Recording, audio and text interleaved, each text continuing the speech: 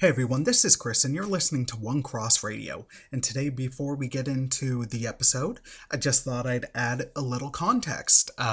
Because you're seeing in the title that this is the finale of our Into the Weeds series that we did with Christian. And also, it's from the vault. So, let me explain.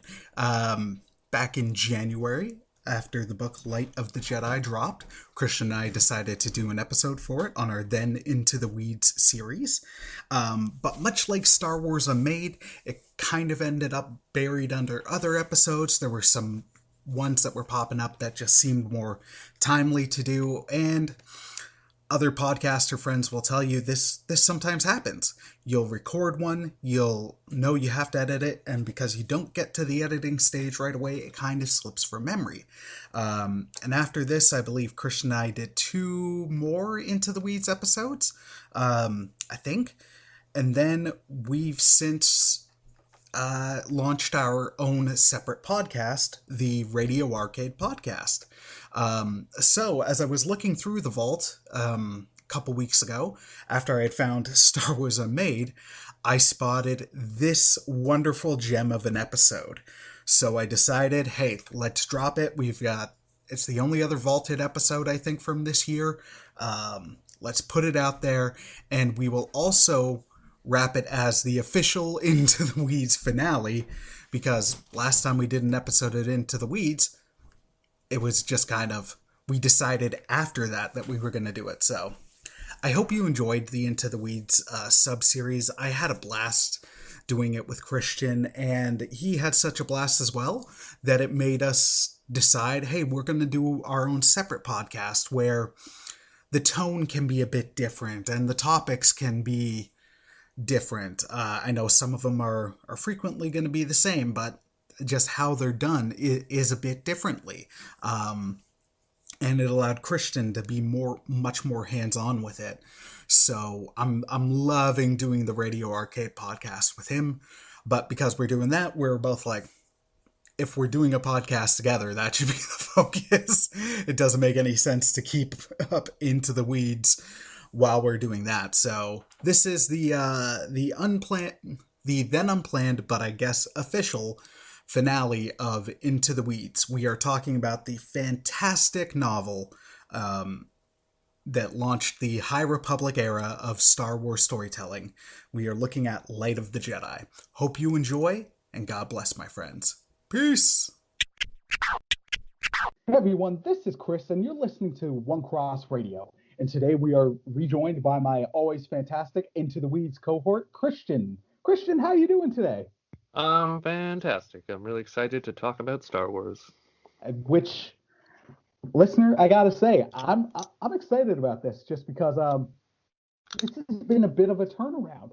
So, Christian, I'm gonna ask, when did Star Wars start clicking with you? Because even on this podcast, back in our derailed group chats, it would be mostly Mike and I talking Star Wars, or Mike and I and Tom talking Star Wars.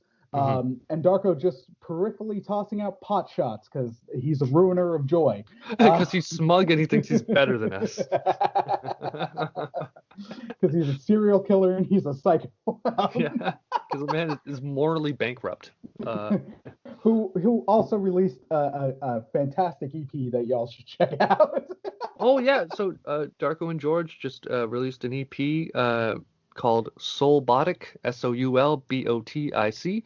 You can find it on Spotify and Apple Music. The name of their band is called An Hour a Minute, and yeah, it was like they mixed it themselves, they recorded themselves in like a year. It's fantastic. It's really, really good. It's super chill. It like that's normally not my kind of music, but I dug it. I was just like, you know what, this is awesome. I do seriously, like, even though I mentioned it as a joke to him, I do seriously would love to see what they could do with something like Bodies by Drowning Pool, or something that you typically associate with like loud, aggressive, like heavy metal or something, just to see how they could transform it. Because one of the fun chats you and I will frequently have, but also Darko especially clicks on music, is when you get a translation from one song, from one genre to another. Like, say, when Clapton did Layla in acoustic after the original electric, or so-and-so's cover, and all those translations, and how, like, the art of music, and it's interesting like that. So I'd love to see what an indie synth, what is it? An indie synth pop band? Is Yeah, that what indie they? synth pop. Yeah, Yeah, yeah. I'd love to see what they do with something like that. Just the artistry of it intrigues me. Yeah. But we're not here to fully plug Darko. But also, actually, one more quick plug before I ask the question. You have a channel, sir, a Oh, YouTube channel. yeah. Yeah. So my YouTube channel is called Carpenter Arcade. Yeah, I'm right now I'm streaming a game called Where the Water Tastes Like Wine, and it's this really interesting like 1930s Americana Rust Belt sort of game where like you basically you play as a hobo and you travel from it's the entire map of the United States and you travel from Interesting. yeah, like it's like an overworld, like it's top down, and you play like a skeleton hobo, and you're like you can hitch a ride and stuff, but like you got to find stories and stuff like all around like in cities and like all around the countryside. And what you do is you like pass those stories around, like you tell them to other people, and then they come back to you, and you're like, wow, that's not the story I told. And then you get better stories, and then eventually, I don't know. It's this really, really neat thing. It's really cool. It seems like I don't know, but I'm fairly certain it was made by socialists because they're very like pro labor. Like it's really interesting. But yeah, I'm playing that, and I'm also doing a Let's Play series with Tom. And we're playing The Forest, which is like a survival horror open world game. You're crash landed on an island, and you have to build up like defenses and get supplies and stuff. And there's like cannibals on the island that will progressively get scarier and more terrifying, and then mutants will come if you build up like large defenses and stuff. So you kind of got to stay on the run and search for stuff. It's really interesting. That okay, that's cool. Yeah. I thought I had something more in depth, and I was like, nope, not words. Sounds dope. And listener, I do recommend checking it out. I think it was earlier this week or late last week.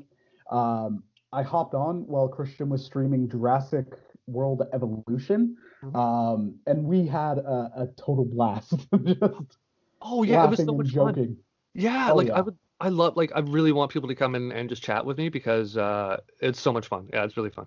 I dig it. It also led to, just due to some Wi-Fi issues on my end, like it was taking a minute or so for my responses and messages to show up.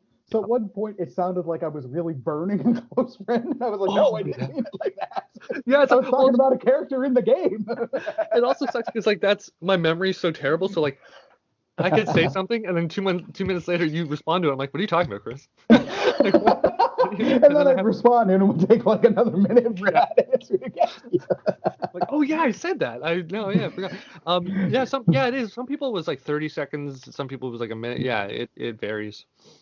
It was a blast. It was a much needed laugh that day, so it was a good time. So listener, head on over, check it out. I know why we'll be again.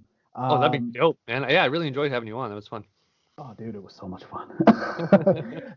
So yes, now back to the question, because today's episode is about Star Wars, and most specifically about the current era, some of the books and comics, and an upcoming film will be in the High Republic.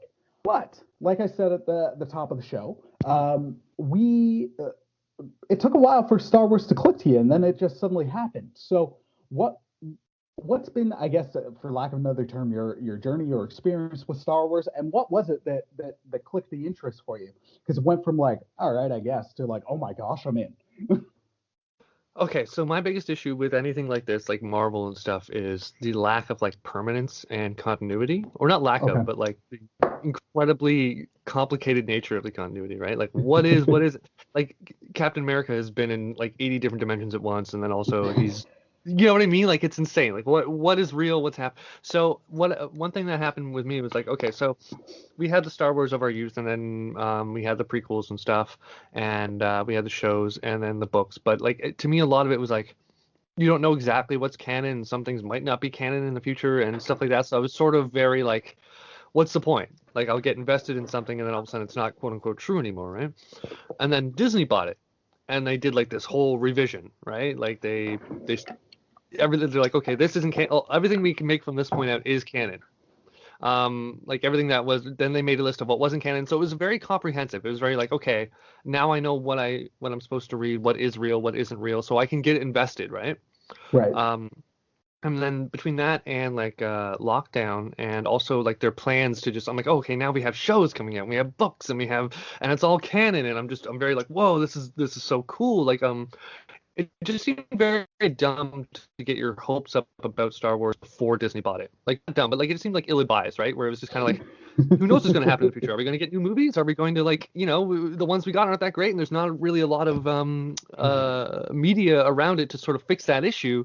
But now there is, right? And so I felt like a lot more comfortable getting enthusiastic about it. And I don't know, man. And between that and just having a lot more time on my hands, I'm just like, I just got sort of subjecting myself to it, and I'm digging the crap out of it. Like it's something clicked.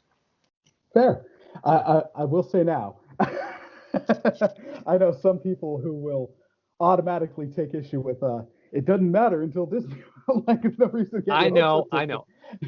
and then or some close friends of ours who will describe the sequel trilogy as pure fan fiction. Yeah, to quote, yeah, it is. I mean, I'm not saying look, I'm not saying they're Oh, great. oh I yeah, don't. no. Yeah, it's just. I mean, it now it's coherent to me. Like now it's like there's Well, a thread to follow, right? and there's so many people who were really upset with the sequel trilogy, which I'm in that camp. I didn't care for those. Hmm. Um, I'm wondering if it's going to be like the prequel trilogy, where time will soften with it, or again, like a generation grew up with it, and that's what they identify as Star Wars, and they love those characters. So then, seeing it through their eyes, you're like, okay, maybe it's not so bad. It's not for me. But there were so many people ready to wholesale just be like, Disney's ruined Star Wars top to bottom, and it's like, bruh, we got a seventh season of Clone Wars that you're not there yet, but it is fantastic. They didn't have to do that. Rebels is what Rebels is. It's not entirely my bag, but I also know people who love that show and were able to see themes and enjoy it beyond a way that I was. And I was like, that's great. That's art. That's like it's having this positive reaction. So maybe the Darth Vader comics where Mm, on an I up love those. oh yeah. Well it's for a while, and I even said it on the Star Wars Unmade podcast, where I was like, we're in this zone where Disney doesn't seem to be taking many risks. Where as much as I love like the Vader comics and stuff, like we know where that character goes. We Hmm. know his endpoint. We know like in any of the ones with Han Solo or Lando or all them, I'm like we know where their journey goes. Like there's not much to it because they're in the safe space of between A New Hope and Jedi. Hmm. Like we know that stuff. But now we're at this High Republic point, and we're getting all these shows where it's like, hey, there's a good lot of time where with Kenobi, like we know what happened. Like we know at the end of Revenge of the Sith, he's on Tatooine, and we know in A New Hope, like that's a good 16, how many ever years. I can't remember how old Luke is. Hmm. Like, yeah, we know his endpoint, but that's a lot of area that we don't know what happened. Yeah, and I mean, you could say the same thing about Vader too, right? Like that's one I Yeah, really, yeah, like I did, like it's obviously, yeah, they're playing it safe. But I mean, everybody's wanted for something. I want to see everything that's going on between these times. Like I need to know what's like build a character. That's one thing I really love about watching the Clone Wars is that you get to see Ahsoka and Anakin like develop their relationship, and knowing what happens, it just makes it's art, it's poetic, it's really interesting, it's it, sad, it's bruh, it makes the impact so much more. Like yes. I watched YouTube reaction videos are hit or miss because Did you sometimes see? it's somebody putting on a show. Yeah. But I've watched this. So, okay, go. I see you really want to No, go. did you see Star Wars Theory review the book that we're about to talk about? No, I didn't. Oh, he had some he was like me at the very beginning of the book, but he didn't change his mind ever. He was like, this is bad. And like for me, I was like I was first started reading it and I'm like, okay guys, come on, move past this, finish this like crisis and let's get moving, right? But then what I realized was like, oh, this crisis is basically a lot of the book. Like I it's loved that. okay, at first I was like, you're getting lost in the weeds. You're wasting my time. But then once I got over the fact that the book wasn't what I thought it should be, I was able to appreciate what it was and what they were doing because they're taking their time. It's a slow burn. They're setting up a whole new universe. But it is Star Wars, but it's completely new, right? Like completely new characters, completely new circumstances, all of this stuff. So like you kind of have to give them the benefit of the doubt, right? Yeah. Well, okay, let's hop into the book. Now, one thing I'll quickly say is beforehand, something like I think I even said to you, one of the things I missed from the old EU was that the books had done enough of a job where enough peripheral characters had been killed that you were worried at times, like if the big three were in risk, Hmm. like they might die. Hmm. Or they had like the Knights of the Old Republic era with the games and the comics, and then the Legacy era. And I was like, I missed that era of Star Wars where it's like we can have multiple eras. We're not just in this fixed point Hmm. where it's interesting, but we know the end game here. And Disney is now doing that through the High Republic. I'm like, this is almost an entirely different era. Hmm. Like they reference Yoda, but he does not show up in person at all, and I loved that Wait, because did they it's reference Yoda in the High Republic? yeah, because there was a couple times where they're like, I don't think anybody's even that powerful except for Master Yoda, or there was the Mon Calamari Jedi taking Oh, his place on yes. the Oh council gosh, I'm because so he was dumb. on Yeah. sabbatical. Yeah, I Um, even mentioned that to you. Wait, so wait, so what how many years before BBY is this? Like I let's see. because I thought it was like 'Cause 1,000 or something. I'm like, I don't think Yoda's that old. I think he's like half that age or something or does this tell me the year? yeah, I know, right? Wait. Sorry, I've got the Wikipedia page open, or Star Wars fandom, but I also turned off my Wi-Fi so it wouldn't affect this call, and it just says like, "Hey, it takes place before." It's like I need the Oh, year. 2 centuries. So it's 200 years before And Phantom Menace. okay, cool. So that's like a long time for everybody but Yoda. Um, Yes, but Yoda. Yeah. and what I liked about that is it nails down like, hey, we're separate, but there's still this connecting thread.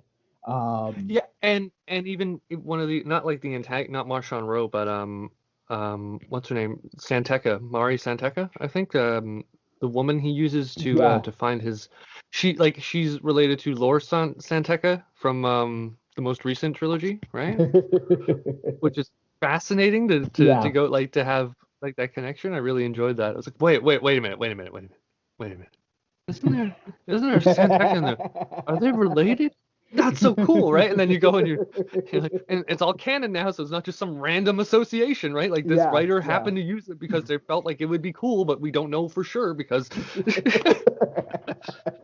so, and I um, know people are like, dude, it's all fiction. Who cares what's canon and not? I'm like, dude, well then what's the point of paying attention to anything? Who cares? Let's just write. well, Let's not adhere to any rules we set out within the canon or the intellectual property. Let's just have like, let's bring in Dr. Seuss's characters into the Star because who cares, right? It's all just we can just make stuff up.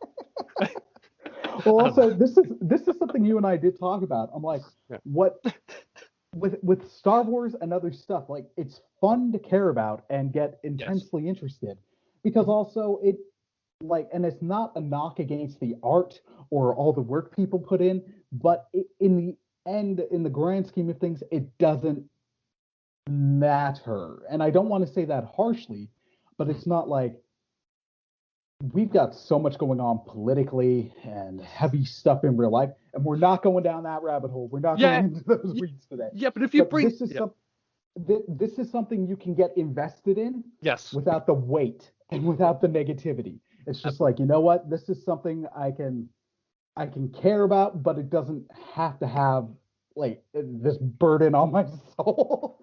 Yeah, like I can't like it's weird. I have to like trick myself in a way because I'm like, okay, obviously like it's if I just look at it like, okay, this isn't real, then I can't have as much fun as I could if I like suspend disbelief in a way. If I'm like, there has to be rules within this world, right? There has to be Yeah. rules because if there isn't, then it's like I don't know. I can't care. I don't know why, Chris. I can't. I need the rules. I need the structure and stuff. I need it. On a side note, I the other day I had a moment with Jill where it was like a real Ben Wyatt moment. from Parks and Rec when he was talking about, oh yeah, the Star Wars. He's like, I've got to go see it because I feel like it's all riding on my shoulders. And I was like, I want to get this toy, and she's like, why? I was like, well, it's from the original trilogy, but before the special edition, and it's like it's not in there anymore, and that guy got shafted. And he needs to be recognized, and I feel like it's riding on my shoulders somehow. I feel like I owe him, you know, like he'll know if I don't do this. It reminds me of that episode of Brooklyn Nine-Nine where Jake's making fun of Harry for it was like some nerdy stuff, right? Like it was kind of like that. It's like, oh, the special edition where before they did this and after they did that, but like, and then so Jake's making fun of him. And he's like, Jake, you drove up to Canada to buy a bootleg copy of Die Hard that apparently had better sound or something like that, right? Like had higher quality audio. Spent like 8 hours on a bus going to Canada. Yeah, I think we all have those moments. Oh yeah. But so I'll be honest, I loved this book. I didn't have the issue you did at first, and we were swapping notes like when we started reading it. And I was like 2 or 3 chapters in, and I think I messaged the group, and that started you and I chatting about it because you were like, dude, I just started this, and I was like, this is the first half of Armageddon meets the second half of Titanic, and that's like such an outstanding amalgamation with Star Wars. That's something I didn't think I'd want, but when I got it, I was like, where has this been?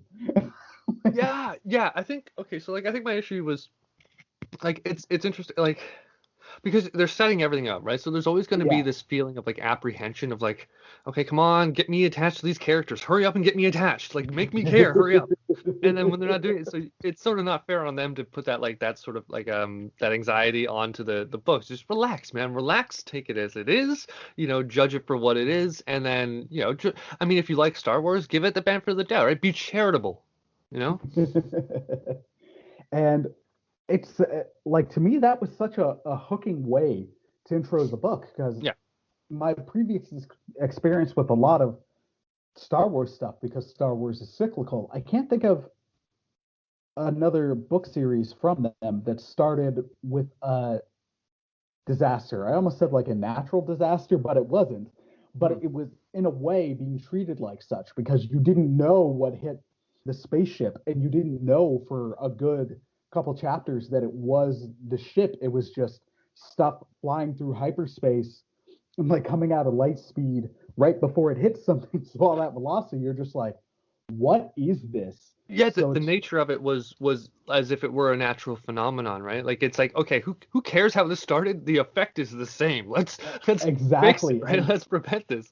And then what I really liked was they slowly revealed stuff as it's going. Yes. And they really they amped up the tension. Like they introduced so many characters right off the bat, but then they slowly start like throughout the book they slowly start killing them, which I liked with that because it's going to sound callous, but one is thinning the herd, because then if everybody's a main character, like nobody's a main character. Yeah.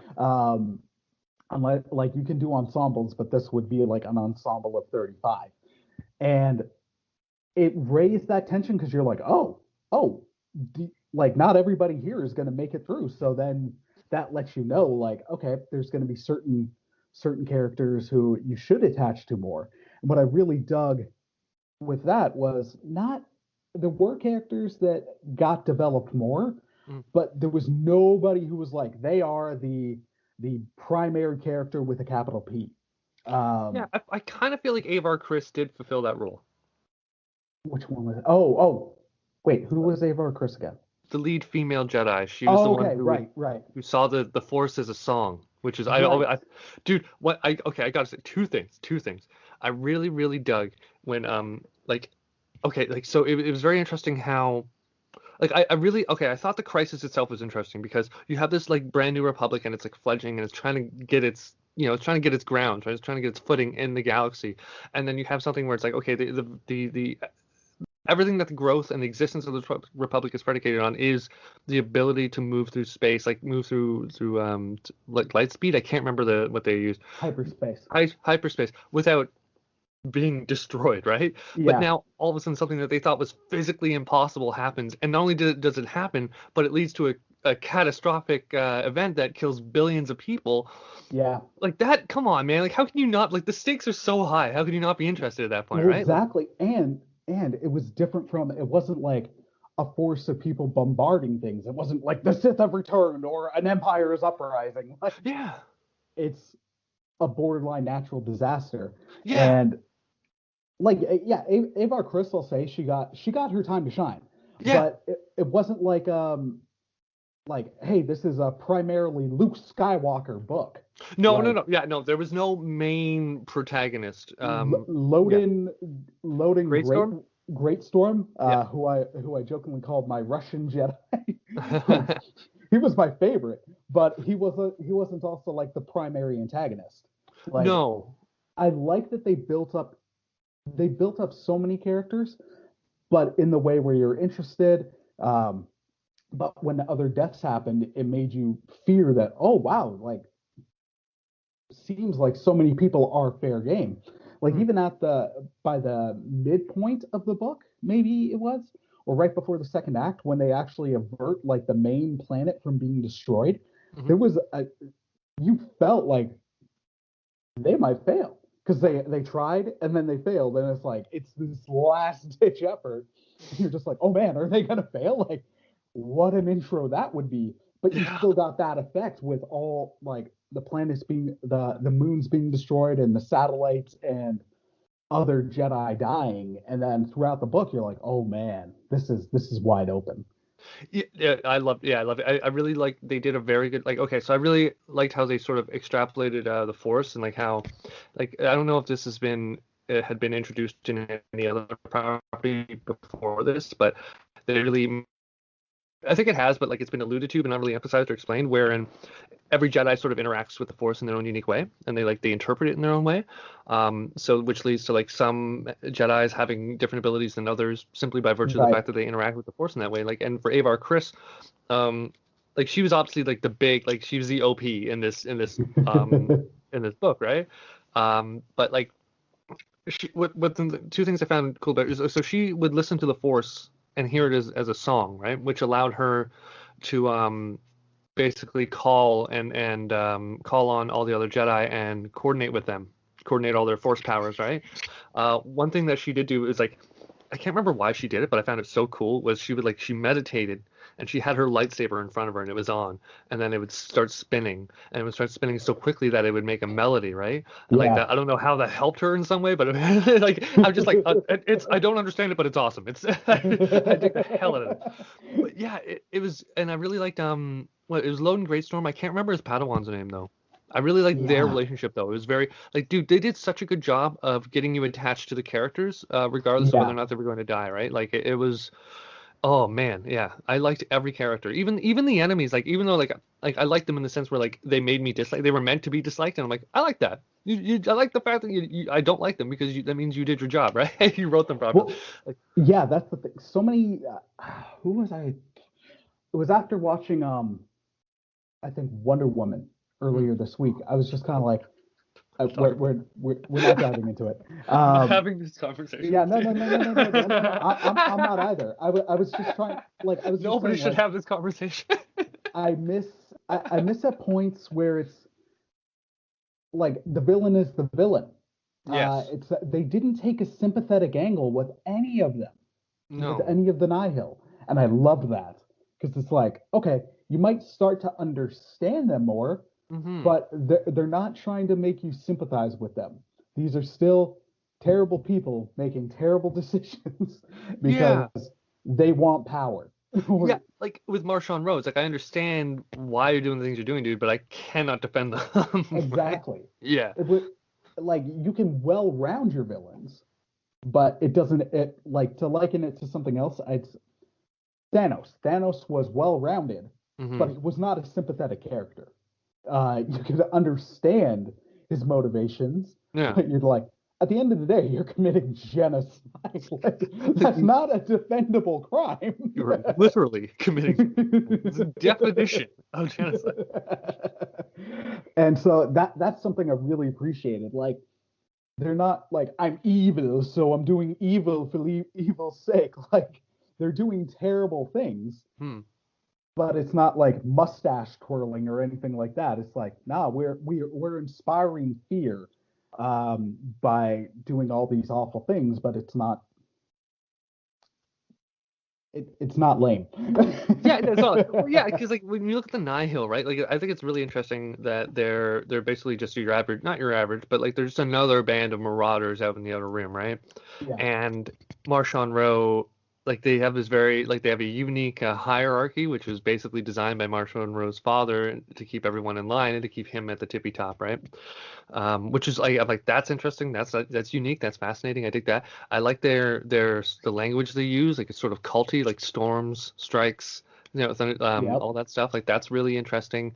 And then yeah, dude, like it was just it was so cool to have him just like you get it. Like obviously they didn't really go delve in too much about like his childhood or how he interacted with his father or anything in his relationship with I assume they might do that in the next book, but Yeah. you can kind of see why he would be like I'm done with this. I want something more. I want let's get like let's organize. Let's have some power. I want to be that guy, you know? Yeah. It's like you can understand why like you can understand why they would get into it in the first place because like look, it's a galaxy. You know, it's not like you're there's not like there's a welfare program in your city or something. It's the entire you got to survive. You got to find a way to make money. You got to like all the rules of being like a planet-bound individual are not they don't apply to you. You can make whatever you want of yourself, right? It's very interesting. Well, it was. I think I even messaged you where I'm like, I'm intrigued where this is going because it was also. I don't want to say it was getting political, but it was like the Nihil were presented as anarchists, but it was still like, in a way, they were duping these people, being like, "You want freedom? You side with us. You get to do whatever you want. You get to do this." But it's nah, man, we're still telling you exactly what to do, when to do it, and the money gets funneled. Like you get a little taste, but it gets funneled to us, and we're still on top. So I'm Yeah, just like, interesting. the only difference is we have literally no qualms about using you as like a pawn to die, like sacrificing you to make sure we get away or anything. We have no qualms whatsoever. We will sacrifice you with the drop of a hat. Does not matter. Yeah, it's interesting. Wait, oh man, I really like. Okay, there's this one scene that I remember when they I think it wasn't Great Storm. It was the other one. It was the cook, the guy who used to be a Jedi. He used to be like Yeah, a crazy, not a crazy, but like they really talked to him like you should be afraid of this guy. Like yeah, what he did in the past, be afraid. Like this guy is intense. So when they attack the family at the homestead and then they go out after them and he's like he just gets angry, right? He's like okay, he's back in business. He's in his element. yeah, And I love like that scene where he's like in the canyon and he's just talking mad smack to the guys who are trying to take pot shots at him. And then like there's that moment where he finally gets them and he's about to get shot and then like their fire dog thing comes and attacks the yeah, guy. And I'm just like, oh, this is so cool. Like this is yeah. such a cool like yeah.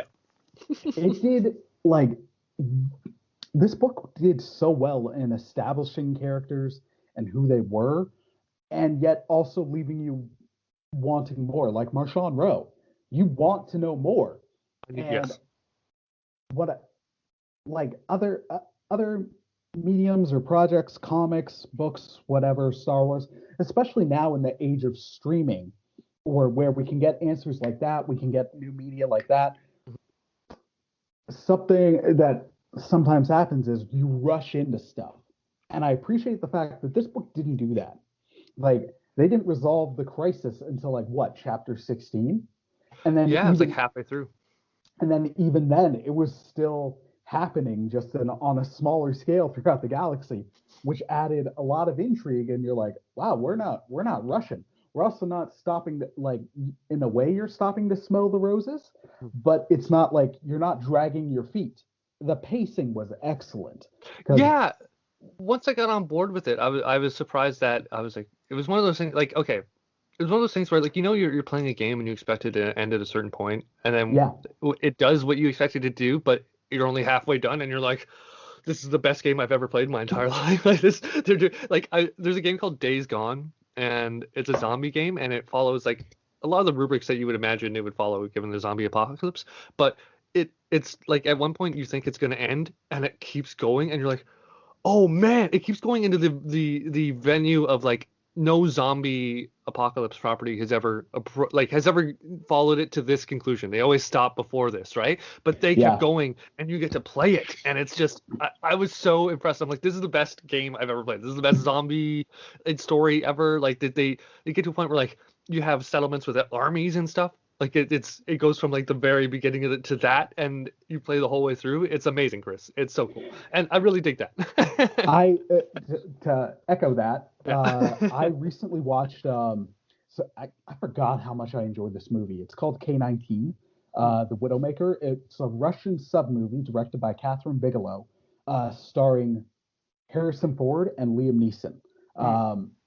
The acts, like doing the Russian accents, it is what it is. If you can get past that, though, to me, I'm like, fantastically acted movie, and it's based on a real life story. Now, of course, like any movie based on a real life story, dramatic license is taken because real life does not necessarily translate to a dramatic movie. But where the point is, the main aim for the Russian sub is, especially most viewing audiences were learning about the sub with this movie because it had been classified for like 30 years. The aim for the Russian sub is to get, I can't remember exactly where, but test fire a nuclear missile. This is taking place in like 1963, so during the Cold War. So it's America can know, like, hey, look, we've got this, and we can strike you when you least expect it. Like the whole mutual assured destruction of the Cold War. Was this like the And Cuban Missile Crisis? uh, Like I think no. Russia wanted to build missiles in Cuba, and America was like, hell no. Yeah, kind of around then. Yeah. But at this point, it was like Russia proving, like, look, we've got the technology Yeah, we to don't need that get, base. yeah, Yeah. we can get near your waters and just fire, like, prove that we can do a missile. Yeah. And they succeed in their mission by like 51, 52 minutes in, and it's a 2 hour and 16-minute movie. So you're just like, oh, what's gonna happen? And that's when you get to the nuclear disaster part of the movie. Like the reactor starts leaking, you're like, oh, this is taking a turn. So I tell you, so by the end we figure out it's a prequel to The Road.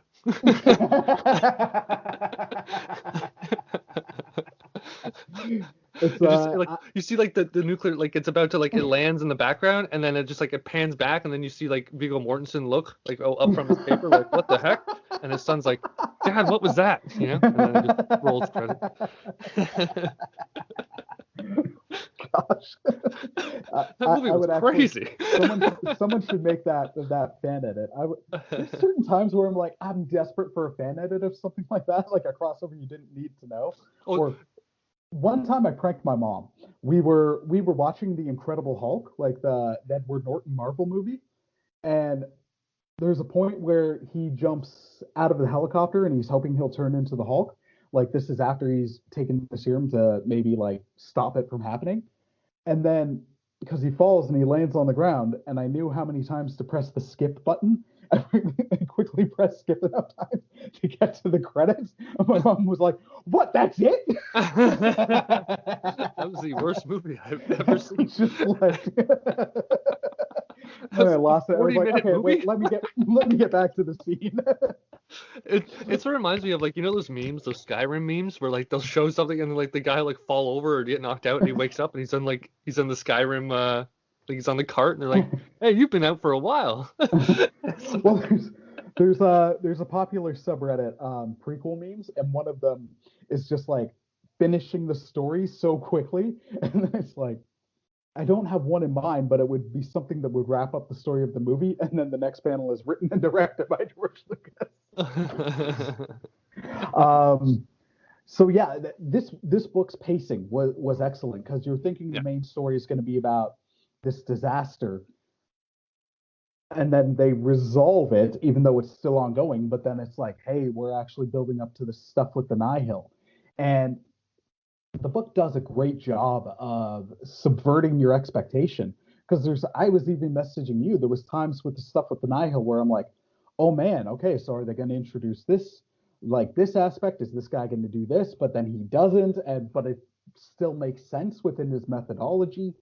And we got another part where when the Nihil were introduced at first, I wasn't sure about them. I even messaged you. I'm like, I don't know. And then like the narrator just sold you on it. I'm Hmm. like, we are getting. If I'm going to liken it to another franchise again, suddenly I'm like, we are getting Mad Max Fury Road meets Star Wars. This is again something I didn't think I ever needed or wanted, but Yeah. I love that it's here. That part stood out when they were talking about oh, what's his name? I have it here, like it's right here. The guy, like, okay, so Marshawn Rowe has three lieutenants basically, right? Yeah. Lorna D. Kosev is the one I'm thinking of. Wait, why did I bring up Kosev? I can't remember. What did you say? What did you say that made me? Mad Max Fury Road Oh, meets Star thank Wars. you. Thank you, man. Yeah, so that scene where they were introduced to Kosov, I think it's for the first time, and he's talking about, yeah, like him and his men are listening to what are they, junk, Uh, space junk, punk, yeah, Junk Punk or something. metal punk or something. Yeah, it was something like, yeah, it was dumb. And you've got like metal guitar riffs in the background. I'm like, seriously, the way they're describing these guys, I'm like, it's friggin' Mad Max. It's Mad Max. Yeah, and they're doing like weird aerosol drugs and stuff. Like Yeah, I was like, this is so not like Star Wars. This is very, but it's very like they've gone somewhere, like not like they can do anything and make it Star Wars, right? For the most part, I yeah. assume. But yeah, I've never seen No, Star they Wars can. get into something like this, like very nitty gritty, underworld type stuff, right? Oh yeah. Well, and like drugs and stuff has been something they've referenced in Star Wars throughout time. Like it'd always Yeah, be like dealing spice, and spice is sometimes drugs, like illegal drugs, and other times not. Or death sticks, which is definitely, um, cigarettes or something. uh, I, no, I think it's beyond cigarettes. I can't remember who, but or what specifically, but in Legacy, Cade Skywalker is addicted to them, and he takes them to forget his Jedi past and like push out the voices from his mind. Yeah, no, it's awesome. It's Now, why messed are all the up. Skywalker kids either dark side or like just inept? Like, how come like none of it's like, hey, like that's one thing that I really didn't like about these. Like, not a single Skywalker kid was cool. Like, they all had really bad issues, or like they never became like another hero. And I'm like, what the hell's it? Like, I don't want to see this. Like, hey, like the characters you love and like the hope they gave you. Eh. All their kids are doing terrible. It's like the Kennedys, like how I think there's like two or three Kennedys now that are sort of like inbred, and they live in like a dilapidated old like slave house in the South, and it's just they can barely take care of themselves. Yeah, it's really bad, dude. Like it's kind of like that. It's like, how could like this political dynasty have members of the family that are like white trash, poor, like hill people or something, right? Like it's insane. So I kind of feel it's the same thing. In defense, though, I will say, Of the like, Kennedys or the Skywalkers? the Skywalkers Hmm. can't defend the Kennedys so much. I'm never going to defend the Kennedys. In the case of the Skywalkers, though, it's like the main ones who went, the only one who really, really went bad was Anakin. Like Yeah. Luke, like Well, I'm Luke not saying was like dark whiny. side, but they're just, obviously the guy, if he's taking death sticks to forget about his Jedi, but like the guy's he's not Well, competent, Chris. no, He's not going to well, go out there and help people. but they actually accept, no. Oh man, no, he did not help people at first. But that was the thing. Like they Yeah. kicked off the Legacy of the Force comics with like the Jedi had been in the prime. Uh, like his father was the Grand Master of the Order. Like he had been trained well. He was a good kid. But then the Sith returned en masse and murdered so many people, including his father. Like who he felt that separation, he felt that, and then it's just it. And then he was feeling like he was haunted by the Force ghosts of Luke, being like, "Okay, what are you doing?" It's Yeah. a fascinating story. So it's just seeing That does someone sound get. very interesting. Oh, dude, the Legacy of the Force comics are some of my favorite. They're no longer canon, but they were awesome. I, I mean, I'd rec I'd recommend them, but I yeah, also know I know where you're at with that. But they're yeah, like can we some like of the most interesting comics. I want okay, so as awesome as it is that we're getting like the backstory to Mhm. our timeline, right? I'm just gonna call it our timeline from episode 1, episode 9, right? Right. So it's cool that we're getting like the backstory and the High Republic and all that stuff because like obviously that's dope. It's cool. But what I'm interested in is because obviously the nature of Star Wars is cyclical, right? Like it's a horseshoe. It goes like it waxes and wanes, Yeah. light side, dark side, Empire, Rebels, Empire, Republic, right? And stuff like that. So it goes and goes. I'm like, okay, I mean that's cool. Obviously like there's something poetic to that and it sort of mirrors the nature of the universe and stuff like that, creation, destruction, and so Mhm. forth. But like I really want to see something change. I want to see the next one. I want to see the era after Episode 9. I want to see Yeah. um like I want to see something change.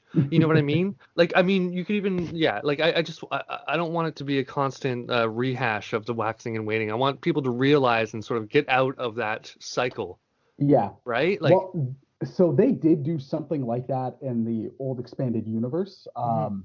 In the new Jedi Order books, they were called the Yuzong Vong. Um, Are they the gray Jedi?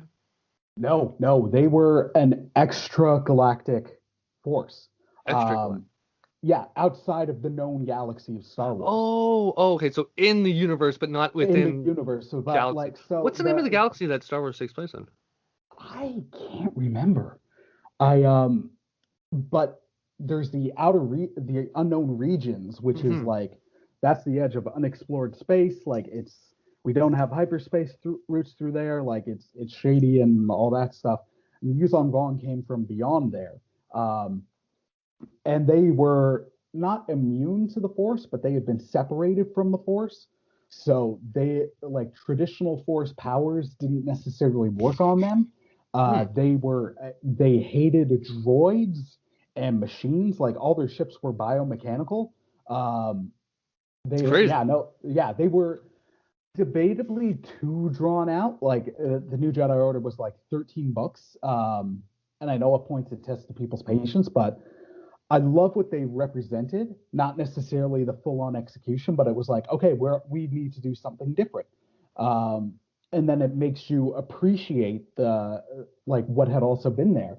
So it doesn't just feel like a rehash over and over, because it was like the Imperial Remnant had to join with the Republic and make peace with them to battle Ooh, this that's enemy. interesting. Yeah, yeah. I Um, would love like I mean, my issue is like not an issue, but like one thing I kind of don't like is the juxtaposition between the light and the dark side, right? We always have like the good guys and the bad guys, and the good guys are always Jedi's and the bad guys are always Sith. And I really want to see someone come in like a gray Jedi, I guess, which has already been referenced. That's sort of a thing. I'm not making it up. no, no, it But is a thing. It is it a thing. I just want to see like a hero that's a lot more confused, but not like, oh, as soon as I do something that's maybe not totally light, all of a sudden I'm right on the path of the dark. No, I want to see someone be able to like take them and that's I think that's what the chosen one would be, right? Like Anakin where he can marry Padme and he can have kids, but he also doesn't become a psycho for no good reason whatsoever. So like I I'll also say I'm not 100% on the for no good reason part because Mhm. especially through the Clone Wars and then some other books and stuff. Now you can always make the fair argument that a movie should be doing this lifting, Yeah. but the other reality is like a movie has only a certain amount of time. Like you're not going to make a 4 hour Star Wars movie. Okay. Uh, You're making it. Okay, I think the point you're gonna make is that like at least with Clone Wars we can see what's happening. Yes. Okay, I totally agree, and I think Clone Wars does a very good job of that. I really do. Especially yeah, like I recently just got past the episode with the son, the daughter, and the father, and I think that really brought. Remember how I was saying like, oh, what about the one? What if it's this? What if it's that? And yeah, I'm like, what if the one wasn't even a prophecy that relates to the galaxy, but just relates to that family, like that yeah. specific. Like, what if that was the entirety of the prophecy? And I'm like, that would make sense because I mean, Anakin really did not bring balance to the Force, dude. Unless my theory is the theory, in which case he kind of did, right? But Well, um, there's so in later expanded universe stuff, like I think in the last book of it, Crucible, which it was all right. Like the first two chunks of it were good, and then the third it was like, hey, we've done a bunch of like huge series. We want to do a smaller story, and it was a smaller story up until the final act, where we're like, okay, you're just kind of spiraling to larger stuff, which doesn't necessarily fit. But it's still an all right story. But Luke is kind of like towards the end of it. The light and the dark side are both the force. Like yes, it's not one or the other. and the son says that he's like, how Like foolish, you know? Like they you are people think both there's the a force. difference. Like that Yeah, they both the light and the dark keep the force in balance. So I was like, that's an interesting Dude, perspective. when I was watching that, the son like, oh, you need both, and I'm like, do you though? Because it seems like if everything was good and all light, how is that a bad thing? I don't understand. Like, hey, let's add some death and some disease and destruction in there for like reasons I don't understand, right? Like what? Because it's kind of boring if you have nothing to be afraid of. Like I don't get it. But obviously, yeah, it makes sense. Yeah, no, dude. And I would like obviously the real one should be able to like bring those together, right? Or Yeah. balance them. I don't know, like it within themselves, not just like I'm a Jedi who's capable of balancing both sides. That kind of doesn't make sense. You have to be someone who's constantly struggling, who's constantly like who can't be on either one side. Like it's yeah, and Luke seemed to be perfectly set up to do that in a lot of ways, right? Like at least in the most recent trilogies, I think they really messed up, man. Oh yeah, we don't. That's a whole other podcast. I was saying to Mike, and I haven't seen episode 9, so I mean, maybe if I had, I wouldn't have this idea. But I was thinking, what about an episode 10? What about one more? Just cap it off, like finish it off. And then he was like, I don't know, man. Like you would have to like fix things. You would have to remake like the last 3 to really get that to hit the home. I'm like, dude, I think they should remake all 9, dude. Like just redo the entire thing. Just start over again. Yeah, just do it. Why not? Because like, dude, by the time we're 60, I think there'd definitely be a huge market for that. Like, dude, I'm 60. I'm gonna die soon. I want to see them all remade right. Just do them right. I'll pay them money. I don't care. It's on one hand, I'm like, that's kind of interesting, but I'll say, and I know they're not, but No, to me, the original trilogy is perfect. Like that's the one where outside of little things like that C398 or whatever it is, that lightsaber fight, that the fan edited, like the redone Obi-Wan and Vader fight. That was so good, Chris. Like that I loved inserted. But on the whole, like the whole movie, I'm like, no, the whole movie's great. It works structurally, and especially Empire. Empire is like that's my favorite movie of all time. And there's certain movies where I'm just like, you don't need to remake this one. Like Jaws, for example. You do not need. There is no reason to remake Jaws. Okay, sorry. So yeah, I wouldn't. Yeah, no. I prequels, don't want to talk about Jaws. No. I'm liking it. I'm likening it to like it. Like there's certain movies that just don't need to be retouched. The prequels, I agree. Sure. The 4, 5, 6 sequel trilogy, sure. You leave the OG trilogy alone. Yeah, no, dude, I agree. I mean, like, yeah, maybe add some things in here just to make it more badass and cool and stuff. Like that fight scene, just little things like that, right? Make it just cooler, like stuff that they didn't have the money or the the 40 years of prescience to understand, right? Like, this is cool. I think the prequels, dude. I think the prequels are what? I was gonna say also with that, like, you're cutting out, man. Oh, you were too. Shoot. Can you hear me? Hello?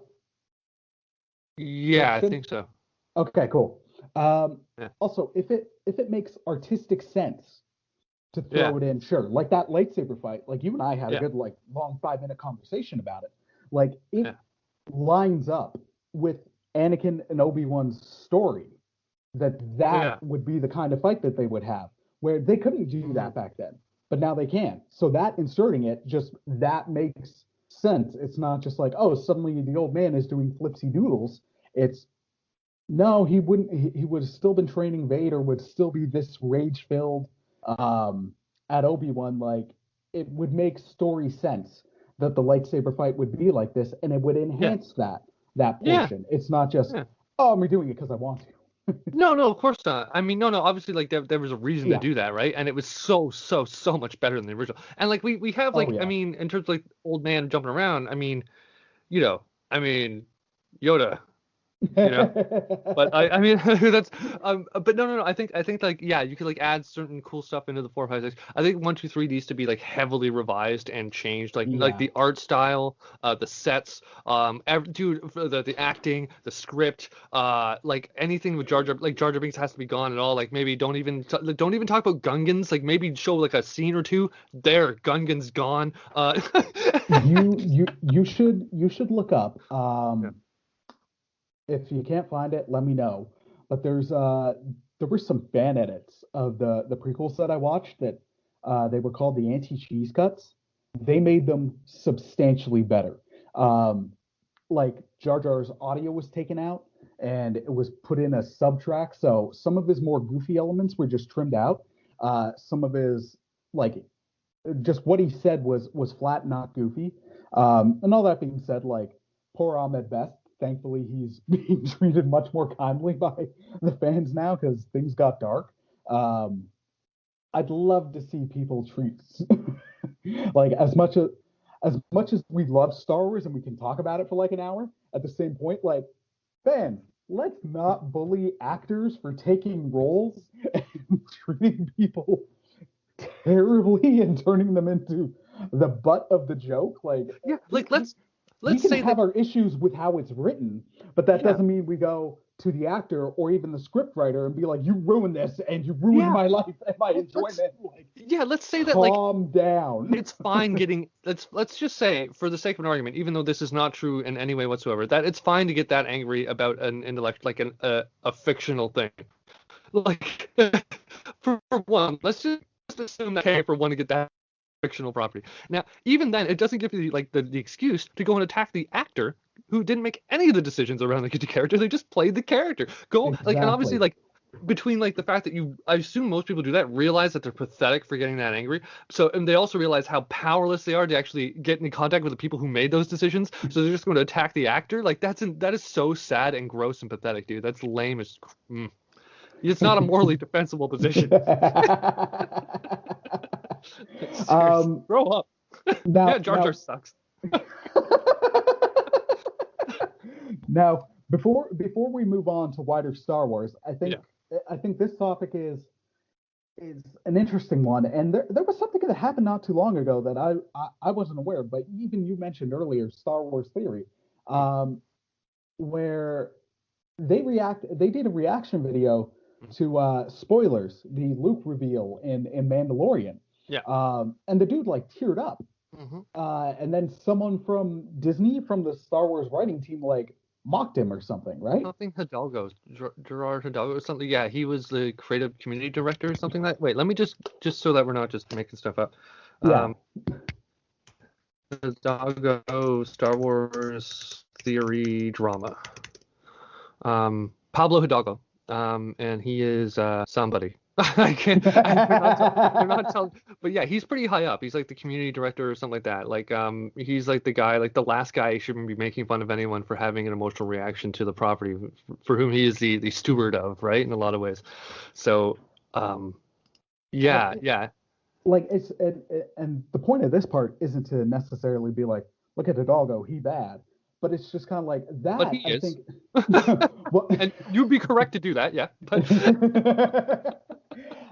but what I was gonna say is, as we're talking about like reacting to things, like I didn't have the same reaction the Star Wars theory guy did, but I was still like, oh, that's awesome. But part of me is like, it's fantastic that the art, this piece of art that has been created and released, hit that guy on such an emotional level. Like I love when art does that. It's sometimes what you do with that emotion that it hits you. That's where it's like, all right, you can be angry, but maybe not a terrible human being because of that anger. Or you can have that feeling where it's like one, like admitting that brought a tear to your eye is something enough, but also releasing it and sharing it with people is like, dude, that's awesome that you did that, and it's awesome that the story affected you like that. He shouldn't be made fun of for that. No, he had a sincere reaction to something that a lot of people, you and I included, I'm assuming Pablo, if I don't understand why he would take a job there if he didn't. He had an emotional reaction to something that we all care about, right? Like Yeah, it was sincere and there was no BS and like I just don't like and I think like obviously like I think it's I mean I don't really subscribe to this notion of quote unquote toxic masculinity, not necessarily because it doesn't exist, but because a lot of people will ascribe it to things that aren't necessarily toxic masculinity. But I think this yeah. is 100% toxic masculinity. Like he is supposed to not show his emotions. He's not supposed to cry. It's kind of like remember what did I say to you? I think even I got into like a semi argument with Monica about this because I was like man, he should not have been made fun of. But like even me watching it, I'm like, oh man, you're kind of being a big puss. You can't do that, right? Like it's like watching your kid. It's like watching a kid. And you're like, hey, you should be able to cry, but I know when you do it, what's going to happen to you, so don't. Yeah. But you're sort of walking that line of like, what do you teach your kid to like ignore themselves, or do you take that position of like, oh, you shouldn't show emotions because other people are going to crap on it, or you should because they're wrong for doing it and you're being sincere. Yeah. So I don't know, but I think it's extremely unprofessional. And not only that, but Pablo Hidalgo has a history of this. He's actually, okay, wait, check this out. One fan commenting on the turn of events said, just wanted to point out that Pablo Hidalgo made fun of a cancer survivor for getting emotional for seeing his childhood hero Luke Skywalker on screen again. A high up, yeah, basically, right? And he's like, Wow.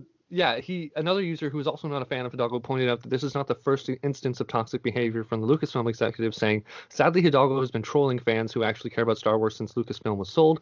Pay that hoser no attention theory. He doesn't know what it's like to be passionate about something, much less Star Wars. I mean, I don't know the man, but based on his behavior, I don't have a lot of respect for him. Yeah, I don't get that. I think it's like not justifying his behavior at all. I think Hmm. it's interesting uh, uh, when you're in charge of any kind of property. Like I listened to an audio book about wrestling recently, but it applies as well to like any entertainment thing. They're hesitant about they like hiring people who might know about this stuff, but they don't necessarily want like the huge fanboys for it. Just because it's like then they're gonna be like fiercely protective and like, no, you can't do this because in this, and this, it was this. Where Hmm. it's like, no, we need to be able to like we want to go in this direction. But at the same point, you gotta have some kind of well, one decency, decent respect. Where it's like, okay, that might not be what you've done, but bruh, you don't need to make fun of somebody for that. Like, especially when you're higher up, and also at the same point, you can just be like, I worked on this in some way or fashion. Like your art had an impact. Like that's not something Yeah, to make fun of. yeah, and I think the fanboy thing is not necessarily like mutually exclusive to like competence, I guess, within the role because like if I think a good example might be Filoni, right? Because Oh my gosh, yeah. he's a huge fanboy, but he's what he it's I think it's like this. It's like this. I think and I know we're gonna and I'm this is it just came to my mind. I think Filoni is like a politician, like an American politician who really respects the Constitution. They love America, but their devotion is to the Constitution. And I think with Filoni, where he loves Star Wars, he's a fanboy, but his devotion is to like Lucas's vision and the way like the rules that he put forth that you sort of build the world on top of, right? That Right. foundation. And I think that's the most important thing, right? Where you can be a fanboy, but you have to have respect for the process of things, right? Like, and I think Filoni could really like he can take it a lot of places and still relate it back to how Lucas meant it to be, even though like a lot of other fans may not be like may be like, oh, that's sacrilege, and I assume and I obviously this hasn't happened, so but I'm assuming he could be like, well, it's not because, and he would have the framework with which to make that point, right? Well, and with Filoni is like 100% a fanboy, but he's also I'd say not so set in that it was this way and it has to be this way. Yeah. Like George Lucas would a-okay like basically everything that happened in the expanded universe. Hmm. But when he was making Clone Wars or something, he'd just be like, yeah, no, I'm going to do this. Like, it doesn't matter that that was that. And then Filoni would be like, okay, is there a way we can still be true to that while it's different? So then if Filoni was translating something, it would still Hmm. be like, hey, this isn't what it was, but here's the spirit of what it is The in spirit. this new setting. And that, Yes. like, that's the thing. Oh man, Filoni and Favreau. Like, I'm not on board with that. Like, we hate Kathleen Kennedy camp just because it's like, okay, look, whatever. The sequels were what they were, but Yeah. there's so much speculation. Like, she's on the outs and there's behind the scenes fights, and it's like, shut up, whatever. Like, Yes, I'm we all getting hope good. that's true, but let's not speculate. Like, right now, I'm getting great Star Wars TV content Hmm. from this particular team. Like, if Kathleen Kennedy's a producer, but they like Favreau and Filoni like grow into like higher roles beyond the television front, friggin' A. Like, Do it you think? doesn't have to be one or the other. Yeah. Do you feel like a lot of like how do you feel about the backlash towards her? Because I get the impression that you feel like it's warranted, but but the impression I'm getting is also like it's sort of mixed up with a lot of people who may just not like women. I'm kind of there. Some of it, like based on some legit and not some legit insights, like with the Last Jedi.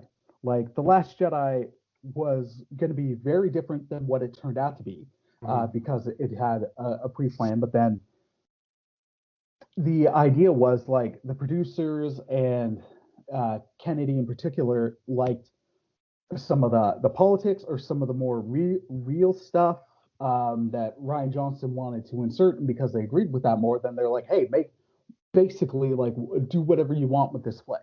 I'm like, that's the wrong choice because like it's a sequel. It has to carry on the stuff from the first one to not toss it out entirely. Yeah, you And don't really then have a lot of freedom there with the middle one. Like you have to basically take like it's half the last movie and half the next movie. It's very like utilitarian the middle movie for sure.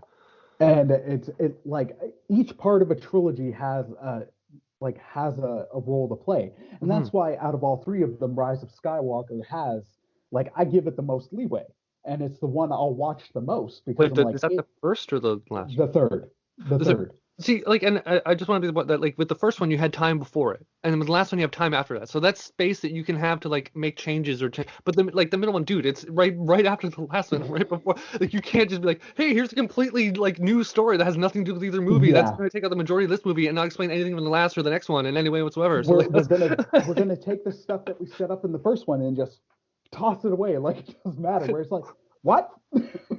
why did and we then watch that movie? Why did you make that movie? and then the third one is like, especially because it's back to the guy who made the first one. Like, I've got to wrap this up, and this was the story, so I got to somehow like get it at least quasi back while still using some of the stuff from the second one. So that's where I give the Rise of Skywalker the most leeway. Where I'm like, it was screwed. It Yeah, it had was screwed. no Yeah, chance. yeah, It, yeah. it, it had no chance to be what it should have been, No. especially when they started like really amping up. It's like it's the end of the Skywalker saga. So it's like, oh, not only did it have the trouble of being the wrap up of a trilogy, now you're trying to make it the wrap up of the preceding 8 movies. This has no chance. Like, so I'm just, No chance. it can't be what it needs to be. So I'm good. Like, my, I give it the most leeway out of all of them. Like, it's just the I one where mean, I'm like, okay, it had no shot. Like, it was, out of all the EU like fiction and fan and all the theories and everything that they could have drawn on to basically like have the Skywalker and the Solo kids story, yeah.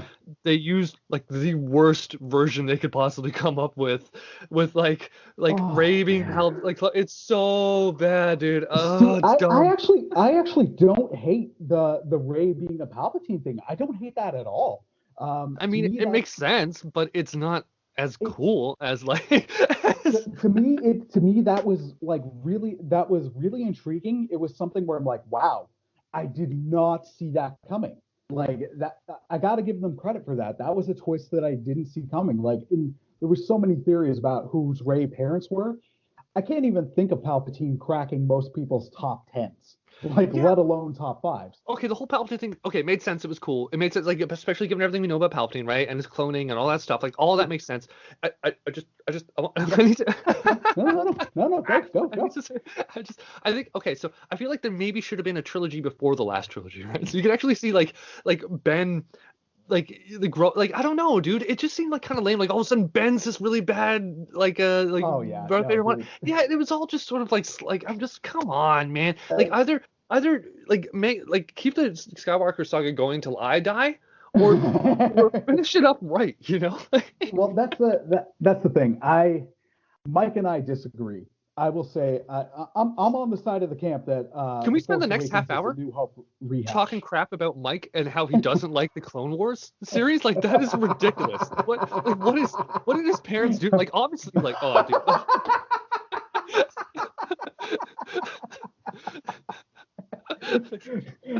This episode just devolves into like, and his mother dresses him funny. His parents failed. Okay, unequivocally. I disagree with his take on Clone Wars, and you know what? It might be interesting at some point to have that conversation with him, just because I'd be like, I don't get what. No. Just like there was a while ago, and I'll have to check how I say it, where it's like my response is when I see something and I really enjoy it, and then someone's got the other take where they're seeing in a way something I feel is entirely different. I'm just like, did we watch different things? And that can come off as antagonistic, but that's not what I mean. So with Mike, I'd just be like, look, dude, this is something I look at like, I love that franchise. I love what he did. Not everything was perfect, but it's so good. Mm-hmm. And you see all the like you take issue with some of these things, and I don't. So can you explain it to me? Yeah, This is saying it's. I'm not trying to say like you're wrong. Yeah, I just be like, I did not get that. I didn't see any of that. So I feel like you watched something different because I saw none of these issues. Can you walk me through this? That's what I should end it with.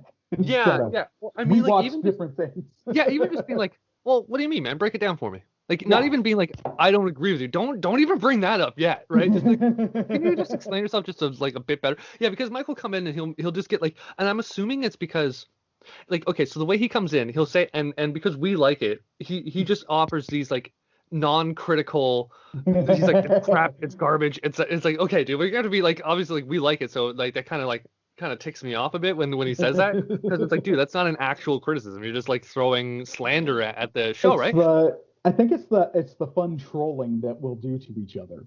Yeah, but and I think and so my thing is like naturally you're just like, okay, you're just being a jerk and you're trying to make me angry, but at the same time I think it's because Mike wanted to like it and it didn't meet his expectations, so he's mad at it for not. So like he's not coming at it from an objective space. He's just like, oh, it was garbage. It disappointed the hell out of me. And it's like, all right, well, I mean, I don't feel that way. So why what exactly did you feel like you would change about it? Like, dude, there's so much as I'm watching it. Like I would like even the episodes I really really like and so on. I'm like, dude, I would shoot it like this, and I would make things a bit darker and just Right. more like I would do it. My version would be so cool. But then I said to Mike, I'm like, dude, I don't. There's not another. I don't have the resources to make an entire Clone Wars series on my own. Like this is all we have. So like, what are you gonna do, right? Like just appreciate it for what it is.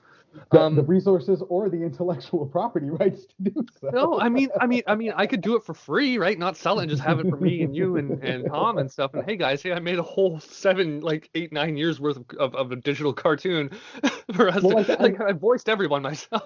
I think someone did. I never saw them, but like Star Wars fan edits are a huge thing, and I think someone was in the process of doing a Clone Wars fan edit of somehow taking the series, and at that point the series was only 6 seasons, let alone season 7, and reducing that to like 6 or 7 movies that were 2.5 hours each. And I'm like, that's interesting. That because that's an exercise, and that's going to be a big selection of like, okay, what are you choosing to streamline here? Because Yeah. the Clone Wars, what was one of the things that was so good about it was it wasn't just like the Obi-Wan and Anakin show. Like you followed so many different Jedi, so many different characters, so many different clones that so when we got to the inevitable impact, you're like, oh, this hit so much harder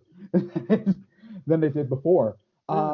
Like I said, when I watched that reaction video, it was to people, and when I read through the description, it was people watching Revenge of the Sith for the first time after watching through the Clone Wars. And so they're getting to the Order 66 sequence, and people were like in shock, like I think one take when it was like, Master Skywalker, there's too many of them. What are we going to do? And he lights the lightsaber. Some guy was like, what the bleep? Is he Just gonna like, kill those kids? and Yeah. then another dude was watching with his girlfriend, and as it's going on, he's got like the silent tears just going down the side of his face. Dude, that there was this scene in Clone Wars where he meets the son or the brother, and the brother's pretending to be his mom, right? Yeah, And just to have him express, like, to finally for the first time ever, like, actually vocally, like, as if he's in a therapist's office, express his emotions about, like, what he did and, like, that conflict within him, right, was yeah. very, very good. I'm like, I love that. I'm like, that, like, yeah, it'd be so dope to see someone make a fan edit of all the most, like, pertinent parts, right? Like, there's a lot of episodes that I skip where I'm like, if it's just Padme and Jar Jar do a diplomacy, or C-3PO and R2-D2 go on an adventure. I'm like, I'm not, or Jar Jar does literally anything whatsoever. I'm not watching that. So I just, one of the last episodes I saw, okay, so dude, like I was in season 3, right? And things started getting insane where, and this name, ridiculous. They dropped the ball on this name, but Savage Opress. Um, Yeah. I'm like, come on, Star, come on. Like, I mean, that's a little too on the nose, okay? Like, let's just so. But no, that story was insane. It was so messed up. I'm like, this show is not for kids. Kids should not be watching this. Like, I don't know what they're learning from this, but it's definitely not good. And so, like, yeah, that whole thing just blew me away. I'm like, finally, like, this has become adult. What, dude? And I remember seeing this. Like, I saw it on TV when Clone Wars was actually on TV when it aired originally. When does the next episode come? When does he find Maul in the cave? Because I know he finds Maul in the cave, but like, I don't know. Like, I'm in season 4 and it still hasn't happened yet. I'm like, come on, man. It's the finale. Of season 4? Yeah. Oh, what? How can it happen midway through season 3 and then the finale of season 4 you finally come back to it? That is insane. I thought I missed it. I thought I fell asleep and missed it. No. They that's something I actually appreciated because it teased and built anticipation. Like Maul had, to an extent, been brought back in some of even non-canon expanded universe stuff. Yeah. So the tease was always there, and people love Darth Maul. Like people will crap on Phantom Menace, but one of the things they love about it, Ewan McGregor, Liam Neeson, Darth Maul, that lightsaber fight. Yeah. Like, Ian McGregor is the boy. Darth Maul is beloved, and so even the tease, people are like, what? And then I love it because it taunts that immediate satisfaction because it's like we're gonna tease it, but it's a journey. It's a journey to find him, and it's not even necessarily a journey you are going along with him, which I appreciated even more. At times with other shows, it might be like, hey, we're gonna spin this off, and this is you'll never see this character again. You do, and man, Savage's story it's tragic. It's so sad. It really. Dude. I was you like, know no. how it ends? I don't know how it. Don't tell me. Oh man, I'm not going to tell you. Okay, yeah. His story is a sad one. Yeah, well, I mean, already it's incredibly sad. He had to kill. I assume that guy wasn't just his brother. I've got the impression that they were sort of lovers in a way, or they had like some unrequited like connection that was maybe more than just friendship. You know, I took it as I didn't take it as that, but I took it as brothers in the beyond blood sense, like we have survived together. We have we're on this planet. It's not necessarily the most hospitable. We had to group together to survive, and then we are under the oppression of the Night Sisters. There's a real world lesser group. There's a real world correlation there, or something that because there's in a lot of countries where and I watched a documentary on this, and I mean, it's kind of controversial, I guess, but there are a lot of countries where people are sexually repressed, right? Like I assume like Muslim majority countries and stuff, where like you're not allowed, like there are clubs where men will go and they hold hands and stuff, like simply by virtue of the fact that like there are men who will do, like it's sort of almost like being in prison, right? Where you're quote unquote gay in prison, but you wouldn't be if you had other options, right? And I feel like there's this aspect there where like if you spend a lot of time with people like that, you like, and there's no women around and stuff, like you do sort of develop those connections with each other, right? Because like in the end, you're just people.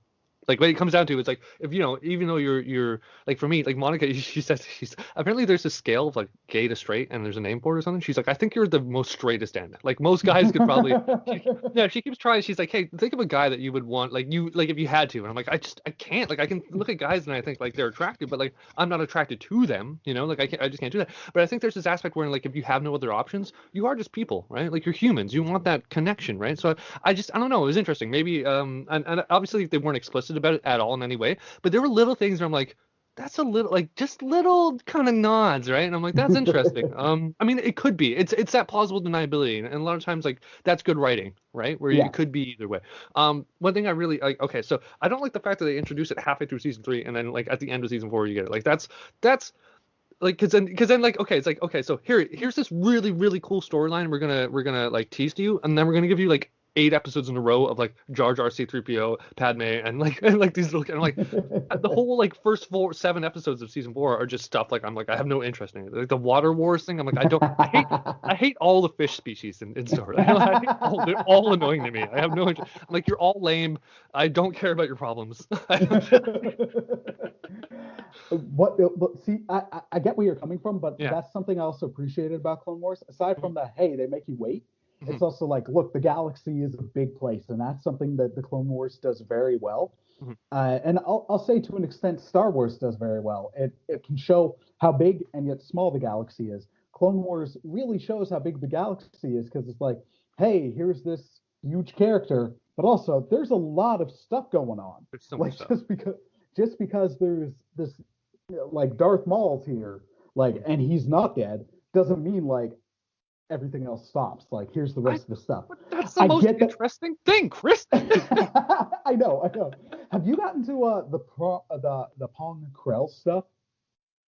Pong and Krell. No. No, Pong Krell. He's one character. Oh, He's that's like just a person. Okay, no, I've he's never. he's. Oh, bruh, you're gonna hate that guy. You are gonna hate that guy.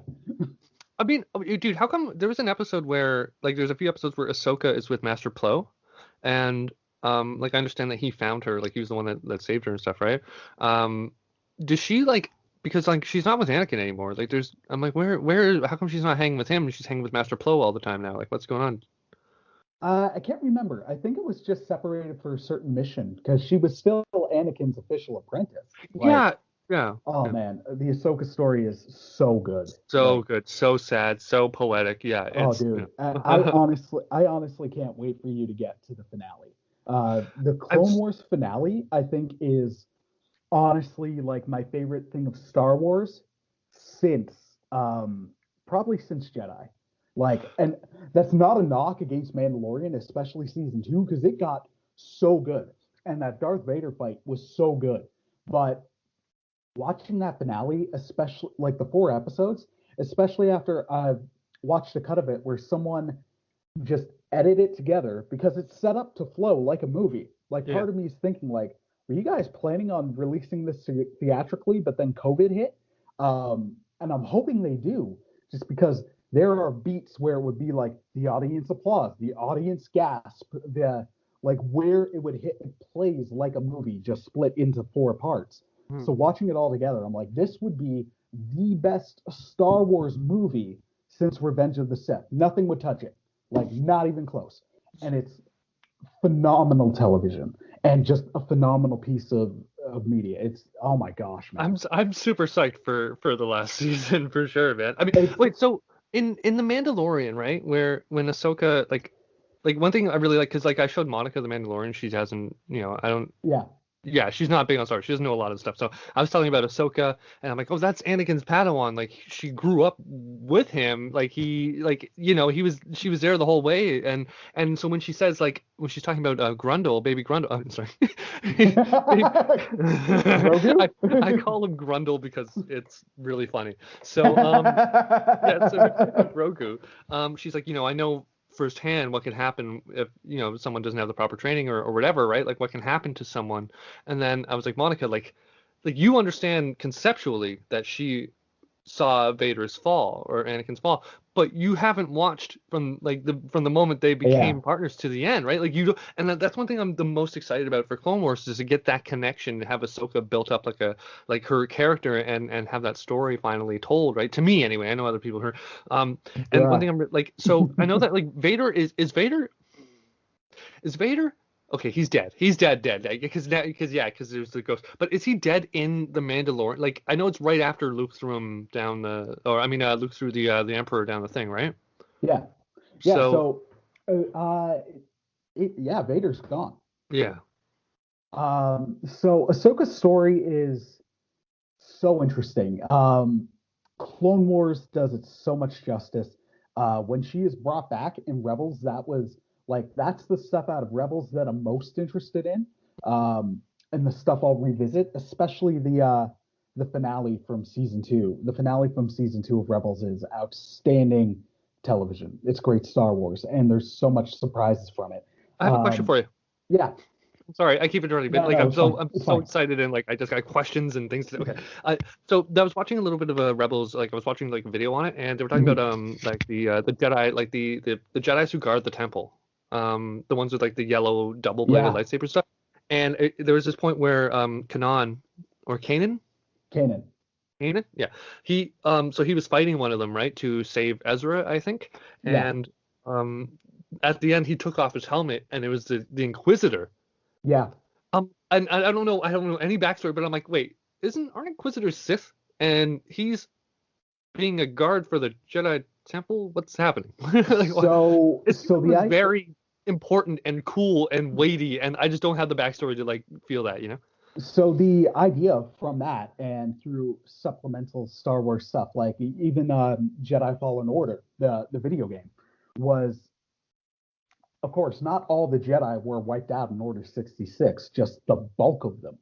And those that survived and were caught were either tortured and killed, or tortured and twisted to the Jedi, to the Yes. dark side. Yeah. Well, they wouldn't even be considered Sith because the Sith are like the Sith Lords are. There's two. There's always two, and one might take an apprentice to try to overrun her, but they'd have like dark acolytes or specific assassins where it's like, look, I'll train you well in lightsaber combat and minimal power usage, but like I'm gonna wipe the floor with all of you if you try to step. Like This this is your role. rule of two thing is ridiculous. It's a real handicap. I'm just saying. Oh, and I just want sorry, not to get Count Dooku. Holy crap, is he powerful! I cannot Yeah. wait to read that book, dude. Like, awesome. um, the rule of two makes sense to me. I get the criticism, but especially when it was within the old continuity, and I'm curious how if they'll address it in the new continuity. But within the old continuity, it's because the idea was there were so many Darksiders, like the power was diluted, but then also like it would be there'd be a strong master, and then like 5 or 6 or 10 like weakling, like less than Padawan in strength would team up and then overtake the master. You'd lose the knowledge, you'd lose the power, you'd lose the wisdom. It would always like descend into infighting, and always like the Sith had become their own worst enemy. So Bane looked at it as like, okay, the natural progression is like I'm the master, so you're like my apprentice will kill me, but the idea is if there's only two, the balance, the power we will wield will be insane, but also it has to be like you have to crave what I have. Like the only reason I'm the master is because I'm so strong that I was able to overtake the guy on top of me, and by not teaming up with like 5 or 6 or 10 different people, like it was one on one. So I have the power. You have to crave it. And if you can overtake me in power, I don't have a role here anymore. Like Yeah, I don't have a that's claim to that power. I don't have a claim. Like Yeah, I should be outed. So that's yeah. where I'm like it makes sense. Now it's also the risk of like if both of them are wiped out, then your order's done. But it was also like if we're smaller in number, we're behind the scenes, we won't be detected, we're not going to be looked for. Just out and out, like I'm going to challenge you in public, like that hasn't worked. We've lost numerous times. I think that's the biggest plot hole in all of Star Wars. How Yoda could stand next to Palpatine for so long and talk to him for so long and not be like, I don't trust this guy. Like, something's kind of off with this guy. Like nobody was ever like, hey, what's going on with him? So He's the most that's the thing. powerful Dark Jedi in history of the galaxy. I can't feel him, and I'm standing right next to him. It doesn't make any sense, Chris. Actually, I'll argue that it does, but because at face value, Of course, you you're going to argue with me. I don't. Listen, I you can fully check your expected that. dismissive tone, and I didn't. Chris, you will. Okay, go on. Tell me why I'm wrong. Tell me why I'm wrong. just all right. So with that, of course, when you see it, it's like, how could you not know? Like, how inept are you? But that was part of the point. Like But- that was a comment on the state of the galaxy. Like Mhm. the state of the galaxy was in turmoil. The galaxy was in dark times. The Yeah. darkness, the war, the battle, everything had spread so much and to such a degree that the Jedi couldn't tell that the one influencing, the one causing all of this was literally right next to them, was right under their nose. That's Like, such because it's like they if had you spread can do so that- much chaos yeah. that, like, and that's part of the thing, like that Star Wars used to explore. The more chaos and destruction and darkness was in the galaxy, the more that would affect the Jedi. Like the Jedi's abilities kind of got snuffed out. They weren't able to address the forces as strongly because they weren't necessarily paying attention. There were so many diversions. There was just so much chaos that it's all here. They're not noticing the thing right here. I can't. I mean, you can. I mean, they're good points. I just don't. I can't abide it, dude. I can't. Like it's like, come on. Like even like just watching, like the viewers, like, oh, that guy's evil. Like you don't even need. You don't need Well, that's so I can't remember the channel. There was one fan YouTube series about how a guy would remake the prequels, and it got a lot of traction, and it was something that a lot of people loved. I didn't. Where I'm like, I get what you're going with, where it would be so many people, like Lucas did it, the Clone Wars show, of course, did it, where it's like, you know that Anakin becomes Vader and the story is his fault. This guy did like his repitch of the prequels where we don't know that. Like it's just here are these new characters, and Anakin Anakin leaves Revenge, like what would have been Revenge of the Sith, just called something different as Anakin. And then it's in the original trilogy, you find out that Anakin became Vader.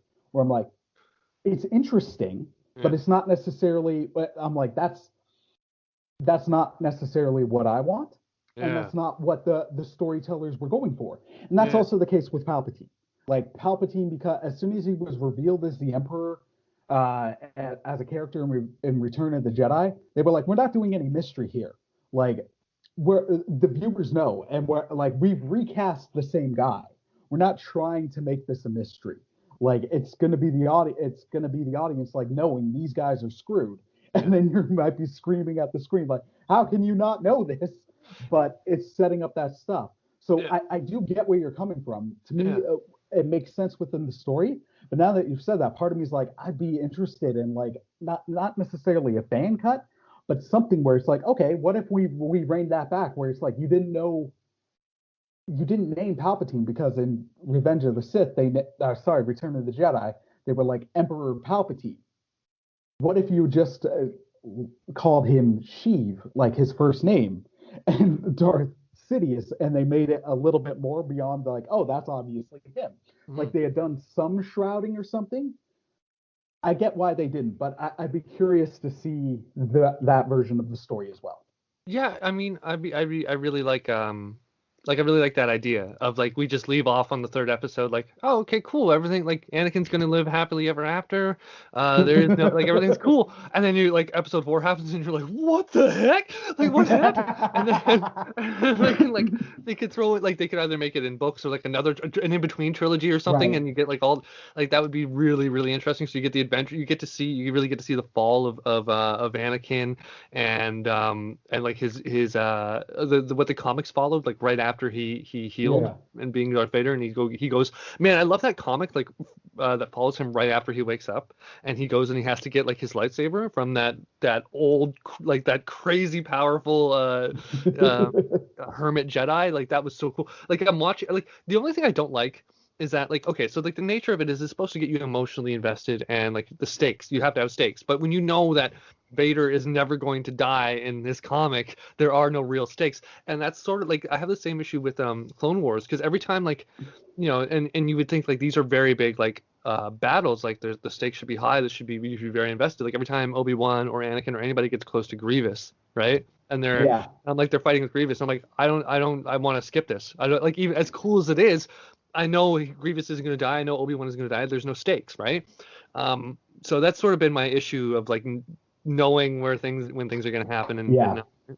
That's where I'll give Clone Wars credit, is it did a lot with the side characters, because it also introduced new characters, brought back characters. Greedo. There's a whole episode about Greedo. What? But I think where you could say what it necessarily lacks in stakes, it has an emotional punch. Like, oh, for sure. Like there are stakes, like just not within that particular, like that, like there's stakes around, like they're fighting to like achieve something that you don't know like might succeed. But but like Grievous is gonna die. But also with like say Anakin, like with Anakin, when he does stuff, you're like, oh, like he just took another step. There's like, weight behind everything, every decision he makes. Yeah, that is so cool. You're just like, oh, okay, and it really does change like when you watch Revenge of the Sith. I really like that episode where he chokes the guy when he's trying to find Ahsoka, and he just doesn't care. He's like, he's holding him up against it, and it's just like, everyone's like, oh shit. I mean, sorry, Chris. One beep the entire time. So yeah, everyone's just sort of freaking out, and it's really like, but I don't like how they don't. Well, I mean, they it makes sense that they don't address it, because it's not like he's ever going to be the light. It's not like he resolves that. We know he doesn't resolve that in himself. We know that just brings him one step closer to what he will inevitably be. But I it's sort of frustrating. It's like, oh man, it'd be cool if they actually resolve, like he confronted it. And I don't know, the whole time watching it, I'm like, I just want him to not be Darth Vader in the end. Like, I want a happy ending. Well, that's the thing I love about the show, and especially the final 4 episodes. Mm-hmm. It truly makes it a tragic story. Like and it's what the prequels were going for. They're like, this is the tragedy of Anakin Skywalker, but it's without going down the rabbit hole of knocking the prequels, it wasn't like they didn't do the best version of that story. Oh, it's so bad, Chris. Like they added so many superfluous things that we didn't need to know about, or like there's hold on. You mean you weren't interested as a kid about taxation of trade routes? I mean, I'm barely interested. Must-see movies, sir. I do enjoy the political part a lot more. Like I pay a lot more attention. I'm like, oh, that makes sense. That would happen. Yep. I mean, these are generally like reasonable reactions to things, these circumstances, given what I know about the world. It's stuff I'm interested in now, but as a kid, I'm like, I don't care. Pod racing. Yeah, even that. Yeah, but like, they just spent too much time on just superfluous things, right? Things that had nothing to do with the story, things, and then like the writing wasn't as good as it could have been. Like it was just so, like they misstepped in like the aesthetics of it, like everything. Like, dude, it looked cheap. I don't know, man. I mean, the lightsaber battles I was watching. I mean, I shared with you guys. I shared this lightsaber battle with these. It was a fencing competition, and these guys, I assume it was just like an intermission, and they do a lightsaber battle because it's really cool. They were moving so quickly. Like it was usually, like a lot of the times when you see lightsaber battles are very intense and very, very quick. You can tell that it's been choreographed. Like obviously they're all choreographed, but you sometimes you can tell just how quickly it is. These guys were so damn quick. It did not look choreographed though. It looked extremely natural, extremely like, and I'm like, how come every lightsaber fight we see in the actual movies is like this but on 0.25 speed? Like what, like make it look like they're actually fighting, and it's not just like some guys who practice for maybe like a month, right? Like let's see something really. No, man, there are a few things in the movies where I'm like, dude, like clearly like you did not spend enough time on this. Like I mean, I know making a movie is a very difficult thing, and you only have so much time, and you have to coordinate all these people and these things, but like come on, man, sometimes it's like, dude, you really could have put a bit more effort than that. Like, and I think and I think that sort of relates to the point I was making about WandaVision, where like in the first episode you can tell like they were still getting like their feet, right? Like it was still like baby deer legs, you know. I mean, it's understandable, but like just take another 2 weeks. Like just take another week. Like just come on, guys. Like seriously. Um, I I really dug the lightsaber fights from the prequels. Like Chris, I like them. I'm just I saying know, no, no, they no, could I be know. so much better. This wasn't a comment at you. It was going to be more like I'm a taking it fight me. very personally, Chris. It was going to be more of a fight me, Steve. Just because at times we will have disagreements about the fight in Revenge of the Sith. I'm like, I love that fight. Yeah. Like when I first heard about it, when like stuff started leaking online, and it was like they're going to swing off a thing, they're going to land on some stuff. I was like, that sounds stupid. There's no way that's going to be there. And then in the movie, I'm like, you know what? I'm here for it. It works because it's got so much emotional weight behind it that I'm like, it's kind of silly, but I don't care because there's a story behind it. Like, and it's like you're not going to be able, you're not getting out of this easy. Like, you think you're getting away, guess what? It's this unrelenting thing. Like, there is no easy exit for Anakin or Obi-Wan from this fight. And then also all the props in the world to Hayden Christensen and Ewan McGregor, because as much as it was clearly choreographed, they did not speed up that fight digitally. That was them. They had practiced that for like well over a month, so the movements would be borderline down to memory and would be fluid, and you'd just be like, "Oh my gosh!" Like, they were going that fast. Admittedly, that's insane. I haven't seen. I mean, I have, but I haven't watched that particular fight scene in a long time, so I can't like 100% speak to whether or not it was like the realism of it, right? But I just remember, like in my experience watching Star Wars, like after seeing those guys, the fencing guys, like it did look choreographed. It was so, dude, the speed. There was no moment of like waiting for the guy to get in position. There was literally like the second he turned, like he was just bringing the lightsaber up. Like you didn't have to wait. There was no waiting, Chris. There was no pausing whatsoever. And that's the thing I liked. I'm like, you can't have pauses in the like even like when I'm watching Clone Wars, like it's a cartoon, and they're fighting, and like you have two Jedi fighting one person, and they'll pause to wait till the person can actually defend themselves, like just a little bit. Like there was like that episode where I can't remember, I think it was Ventress. Somebody, was it Ventress? It was Ventress and no, sorry, it wasn't Ventress. It was Sarah, the Boba Fett's caretaker, the assassin, female assassin.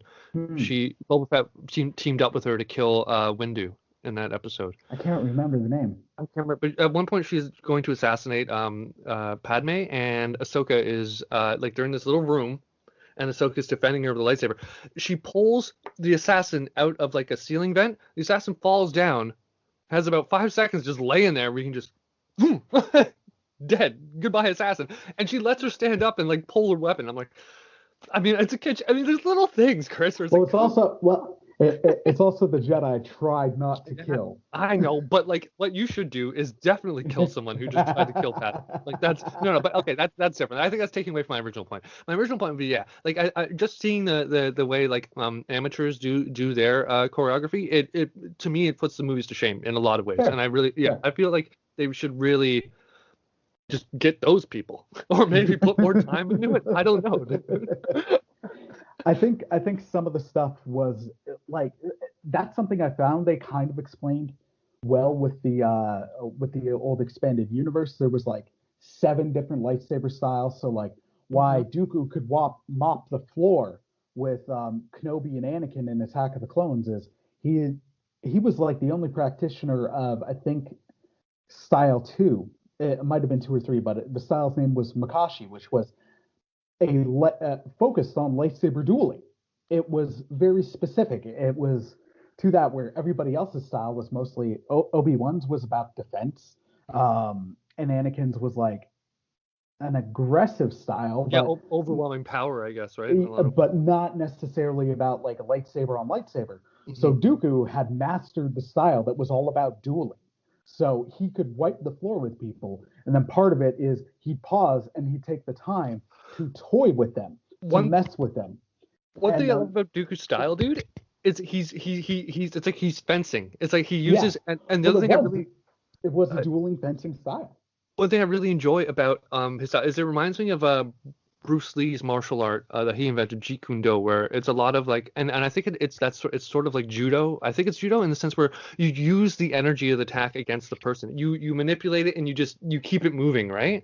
So Yeah, that one thing I noticed about Dooku is that he'll do that. Like someone will strike at him, and instead of like guarding it, he'll just simply step out of the way, and they'll yeah, keep going, and then he could just like cut off their arm or something, right? yeah, Like he's just very deliberate and elegant, and he doesn't do more than he has to. He only does the very bare minimum, but it's always super effective. He's like an extremely efficient and a fighter. Like he's very powerful. He's very good. Like when I watched him fight Ventress and those two Night Witches, it was just he would just like move out of the way and like, and yeah. it was just so effortless. And I'm like, okay, man. Like the movies did not. I mean, like, yeah, he was when he fought Yoda. Like the fight with Yoda was kind of lame too. Like it could have been way cooler. I'm not the biggest fan of that fight. No. I get why it was there and what it did, Hmm. and I don't even take issue with Yoda style of I think it's Juyo, where it's like Yoda to compensate for his size, like amped up his speed and jumping around and stuff because he's so small and diminutive. He's going to be in like to make up for that. He's going to be in 20 places at once, basically, and Yeah. coming at you from every which angle. Like you're going to be disoriented. You're going to wear yourself up trying to catch up with him, and that's when he can like, take you down. The first There's a episode of Clone method Wars to the really madness. emphasize that. I really, Yeah, really enjoyed that first episode of Clone Wars where it's like, oh, no, we finally get to see Yoda do what Yoda should have been doing this entire time. Like we get to see Yoda in his element. This is amazing. I want to see young Yoda, dude. I want to see young Yoda like come up against like I want to see Yoda a bit cocky. I want to see Yoda learn things about himself. I want to see Yoda humbled. I want to see that, dude. well, and that's something. Oh man, I've grown to love the prequel era, especially through Clone Wars. And again, like it's just been interesting for me as someone who's gone from hating those films to now through fan cuts enjoying them more, or through expanded material enjoying them more, or understanding the story, but then also seeing it through not my own eyes, but the fan community of people who that was Star Wars for them. Those three movies, that was their intro to it. They grew up with it. So Hmm. it's like it's been fun seeing it from my non-critical eye. And then now all the good work they've done into that era. I'm just like, I hope we get something like that for the sequels because there's parts that I enjoy from there, and there's characters that I enjoy from there. Just the execution was really poor.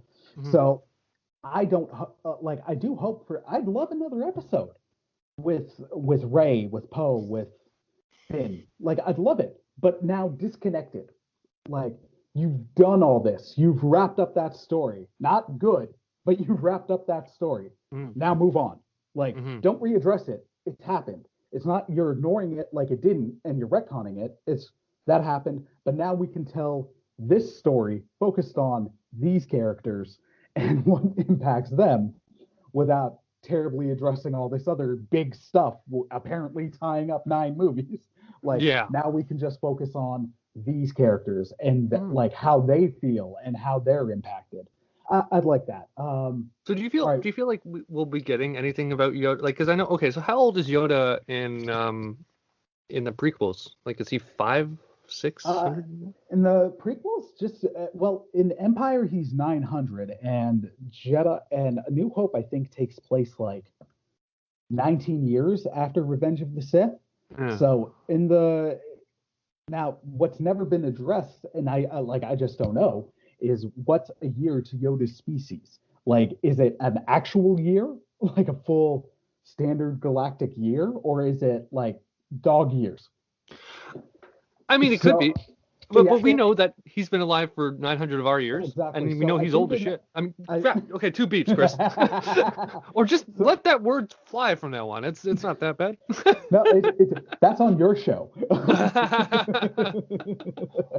But with Yoda, I think my rough estimate would be he was probably like late sevens, early 800s in Phantom Menace.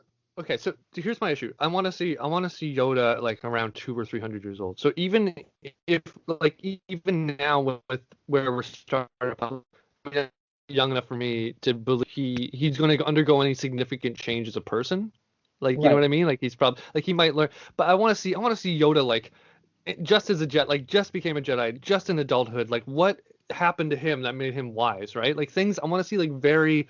very big things that happened in his life that made him who he was, and that made him the master that he became. I want to see Yoda's story, dude. I would love that. Well, at one point there was a rumor, and it's one I hope they go back to.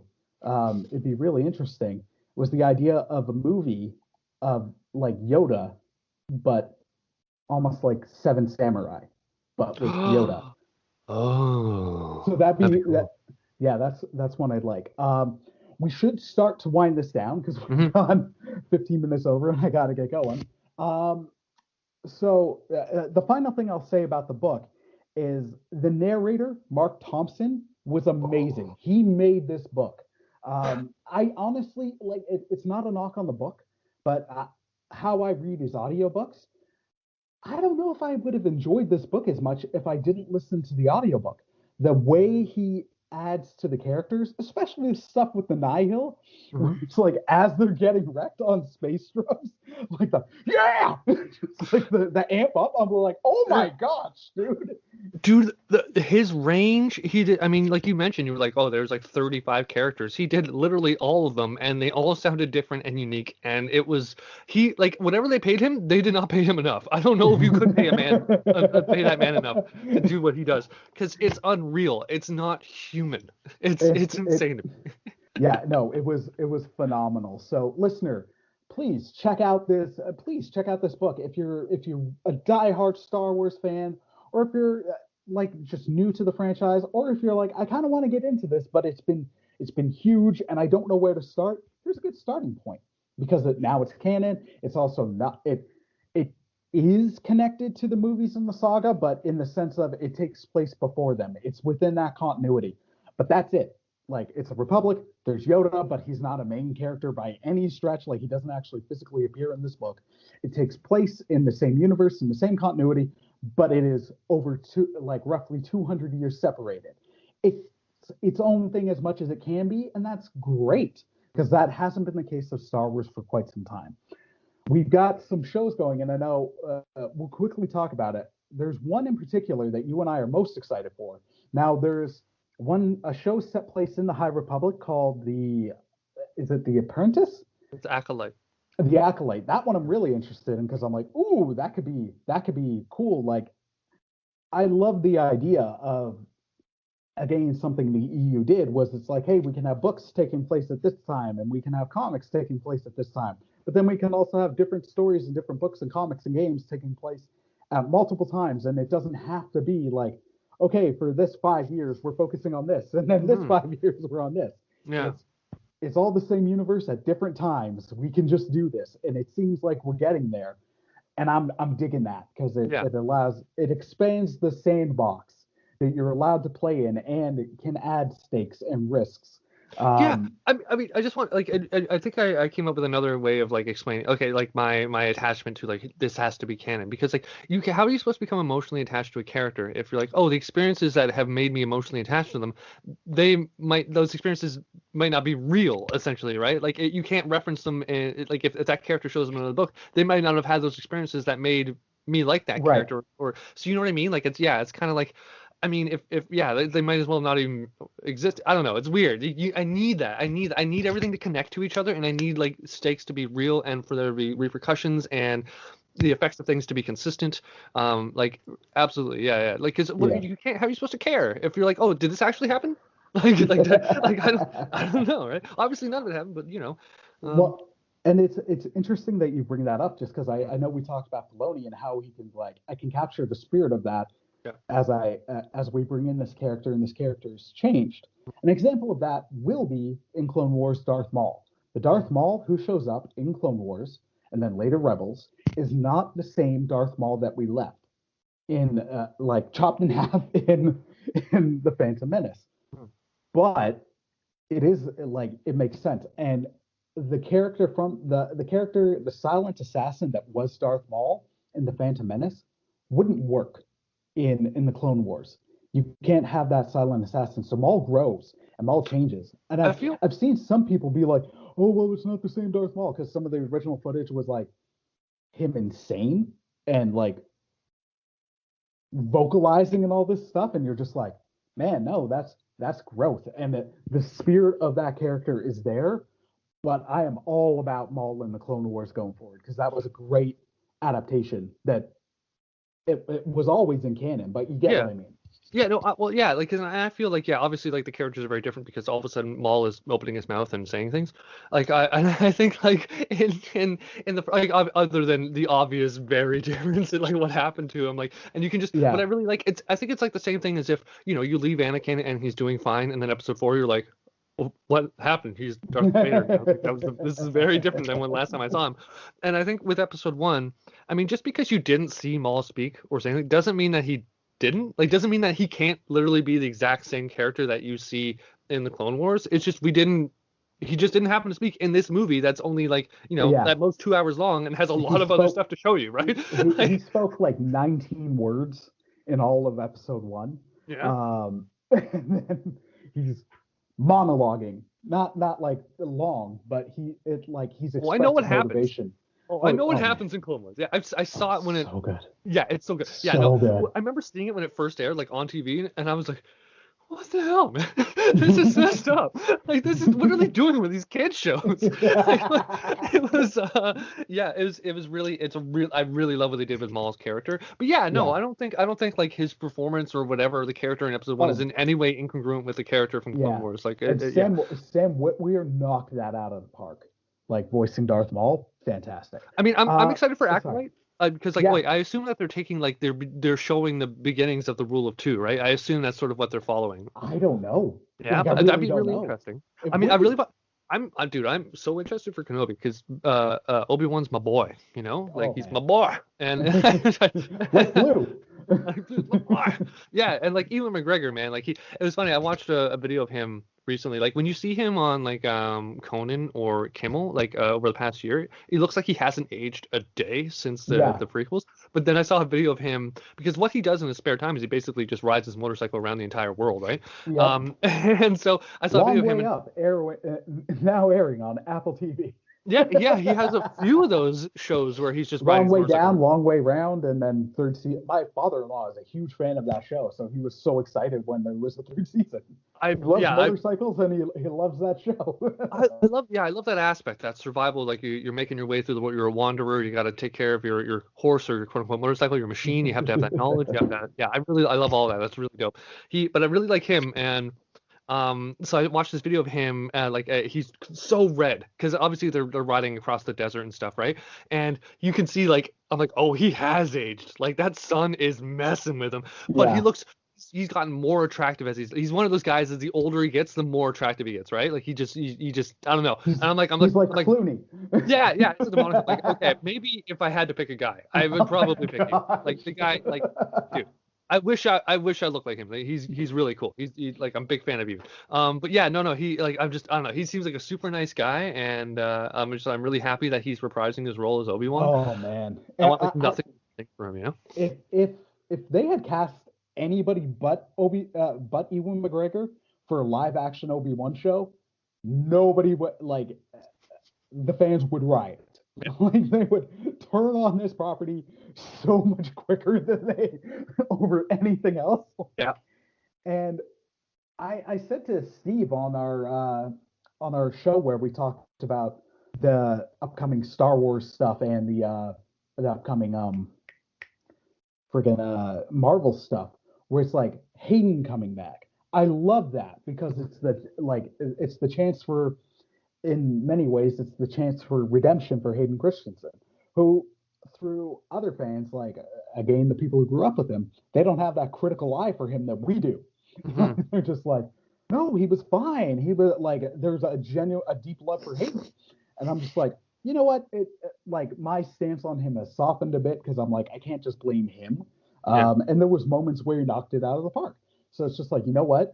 Like under the right director with the right material, like I think he could do great. And it's just that moment to almost redeem that last outing that he had that seemed to be so divisive.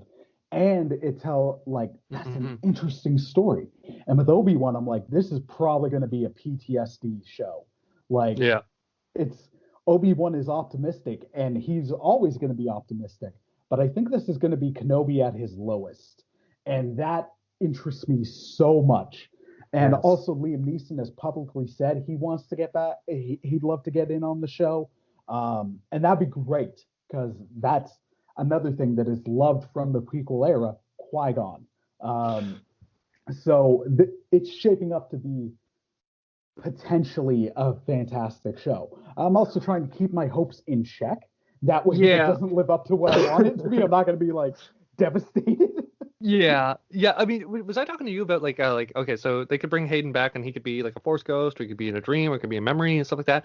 And I was thinking like, well, they could even have like they could. I mean, I know it's against canon, but I mean they're rewriting canon and stuff. They can do that. Like they own the property, so it's like they could actually make it so that him and Obi-Wan do come to blows at some point, right? Like him as Vader, and then I think it was either you or Mike. And I mean, if I haven't rung any bells with you by now, it clearly wasn't you. So it was either Tommy or Mike or something, and they're like, oh, but you could have anyone in the suit, right? And I'm like, yeah, but like what if he hits him, what if he gets him and he knocks the mask off to a, like, not knocks the mask off, but he cracks it, like it breaks off. And because remember in that comic where Vader has that fantasy of, he snaps out of it, like his eyes turn back to blue and he's like, oh my Right. god, like, and he goes and kills the, so I feel like it's the same thing. Like you could break the mask off and then you could hear both what the voice would be with the mask working, but also Hayden's voice under it at the same time. It's simultaneous. So you actually do, like, he'll be talking as Vader, and then all of a sudden he gets his mask hit and it's like malfunctioning. You can see part of his face and his eye,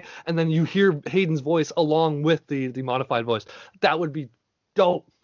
So I'll tell you now, they do something like that for in Rebels. Yeah, Oh, now I gotta watch Rebels. I gotta get the through Clone Wars right now. the I season got- two. So the season two finale, they do something like that with Vader, and I'm not going to tell you who, just a different character. Ahsoka, I'm Uh, assuming. Oh, it is, man. yeah. Oh, Chris, you're ruining things for me. Okay, stop. Um, I, I, on one hand, I like that. On the other hand, I'm not. I don't want that. Only because I like the idea of that they have been separated for that much time. The rage has built. I don't know how you. It's just also like, to me, I'd have to see the story where it's like, why would Kenobi leave uh, Tatooine. Tatooine for any extended time? And if Vader saw Obi-Wan, you have to have an extremely tight reason of how he didn't track Obi-Wan To wherever he was Tatooine. going. Yeah. Because Vader would be like, in some of the comics, old EU and current, like Palpatine's like, look, you can't just be so obsessed with finding the Jedi. There's other stuff we got to get done. And like Kenobi would be that exception. Like Vader would drop everything to go get revenge on Obi-Wan Kenobi. Yeah. So that's where I'm like, I get it. I get the appeal and it'd be awesome. But at the same point, I'm like, don't jump into that because that could also further cheapen the re-meeting. Where it's It would like have- we meet again at last. Like Yeah. it, Obi-Wan and Vader meeting again would always result in one of those two dying.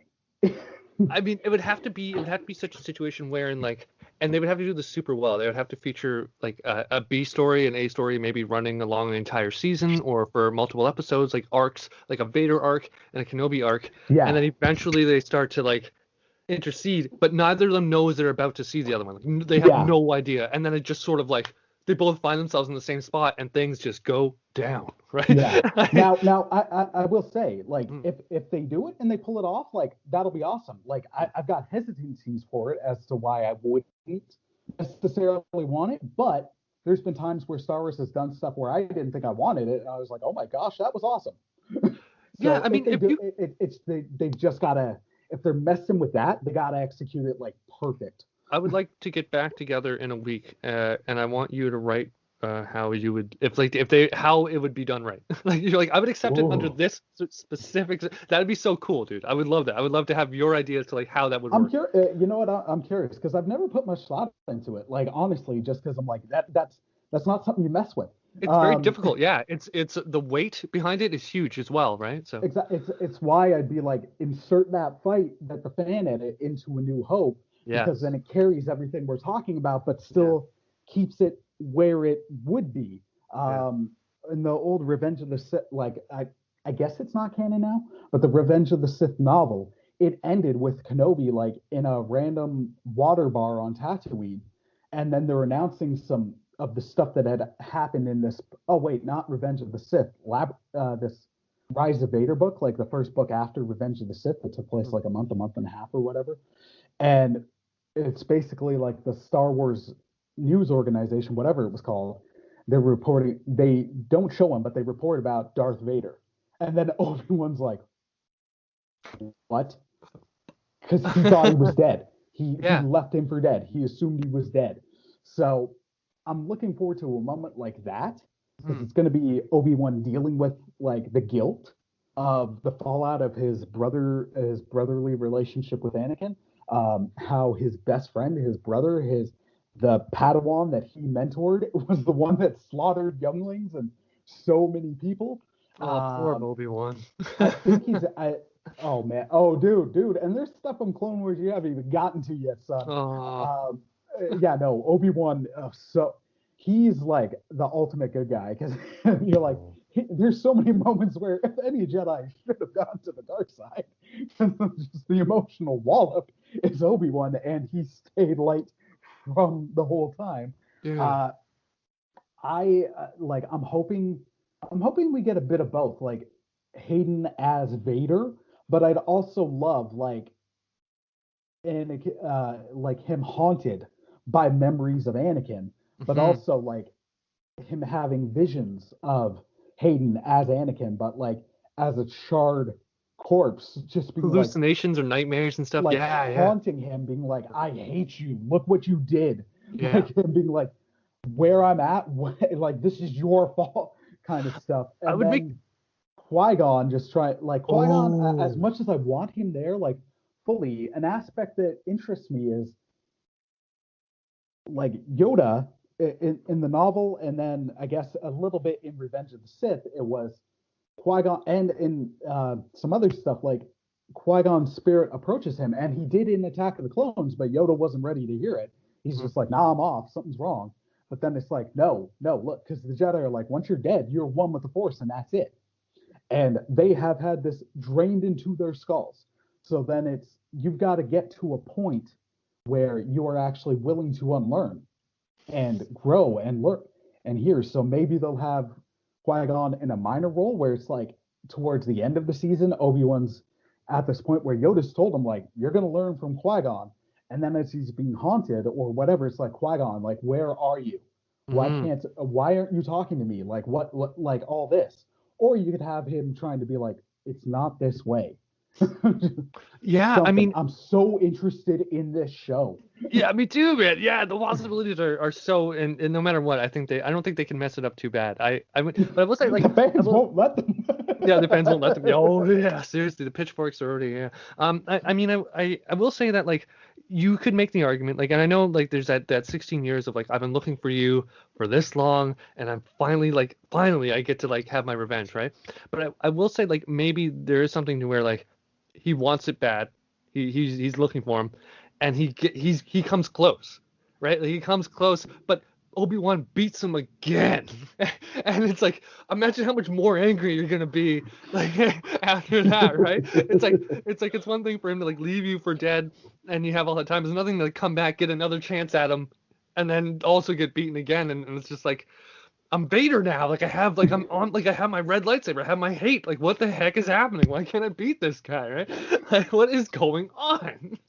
The other interesting way they could do it would be maybe where it's like, it's seeming like it's going to build up to a face-off, but it doesn't happen. Chris, like, I'm already violently reacting to that suggestion. Like, almost like, hear me out. Like, ships, like the joke would be ships passing in the night. Yeah. Just in the sense of, like, Obi-Wan's like, he wants to do this. He feels like he's got this responsibility, but his responsibility is Luke, because he can't just take out Vader because there's Palpatine. They've got to raise Luke. They've got to get him to. They've got to keep the Jedi going. They've got to train Luke to be able to go for Vader and for Palpatine. Like, he can't just go for Palpatine. So maybe that could be the call. Maybe Obi-Wan could be stuck on borderline revenge. Like, I've got this chance to right this wrong, But also, could you imagine Vader's reaction if he found out like Kenobi was that close? He would Yeah, flip his lid. He would wreck like a Star Destroyer. He yeah, would kill the poor person who informed him. Like if he yeah. reads a report that Kenobi was there, Oh, that Vader person's would dead. flip. And Yeah, that but they would could. be there could be still that interesting aspect. I think you could do that well as well. That's all I'm saying. I think you can do both, right? You could like that could be part of the build up to them actually finally like coming to blows within the series, right? Where you have these close calls. You have these like, but it kind of reminds me of that meme, that Umbrella Academy meme, where like the two people are driving past each other and they're like, "What the heck?" They're both looking at each other like, "Wait a minute, what are you doing here?" And it's like, but yeah, man, yeah. Man, I'm so excited for Star Wars. Like no matter what they do, I feel like they're it's gonna be pretty difficult for them to make a wrong turn just based on what I'm seeing of the like the books and like everything other than these three movies that they made. Everything else has been really cool. So, I I've mean, gotta I gotta say it's interesting just because like a year ago or mm, maybe 2 years ago, like right before Rise of Skywalker dropped, I was like, I'm not excited about Star Wars right now. Just cool. like the movies have really bummed me out. Yeah. It's just like I said to Mike, I'm like, I want to be excited for Rise of Skywalker. I'm just not. And then now I'm like, yo, I'm stoked because we're getting into new and different eras, or Mm-hmm. we're revisiting characters where it's like I said, we know where Obi-Wan's story goes, but this is a 19-year period, and it doesn't have to be like Obi-Wan went on a galaxy spanning adventure where it was like he blew up a Death Star and saved it. Like, no, it can be a low key story, but still with high emotional stakes. And Yeah. that's crazy interesting to me. The High Yeah. Republic is interesting. Mandalorian is showing what you can do with Star Wars without it being so Jedi focused. Mhm. We're getting an Ahsoka show. There's so many things where I'm like, I'm stoked to be a Star Wars fan. Like I love being a Star Wars fan, and I'm stoked. I love that I'm excited about stuff coming from it again. Yeah, what I really like is it has so much potential. You can have like your love stories. You can have your stories of like like smugglers or like war stories, like a war movie, but in Star Wars. Or you have your fantastical like Jedi knights and like these mythical things going on. Like it's magic. It's any sort of movie that you can think of, like a buddy comedy or like a Die Hard or like just like like a war documentary, like anything you can think of, any genre. You can make a Star Wars movie in that genre, right? Like it's so cool. And we're getting the Cassian Andor show where I'm like, some of my favorite stuff from Rogue One was Cassian Andor like supporting the rebels, but doing shady crap that they would have had to do. The rebels have always been painted as the good guys, which is fair because they're overthrowing the evil, like, the evil tyrannical empire.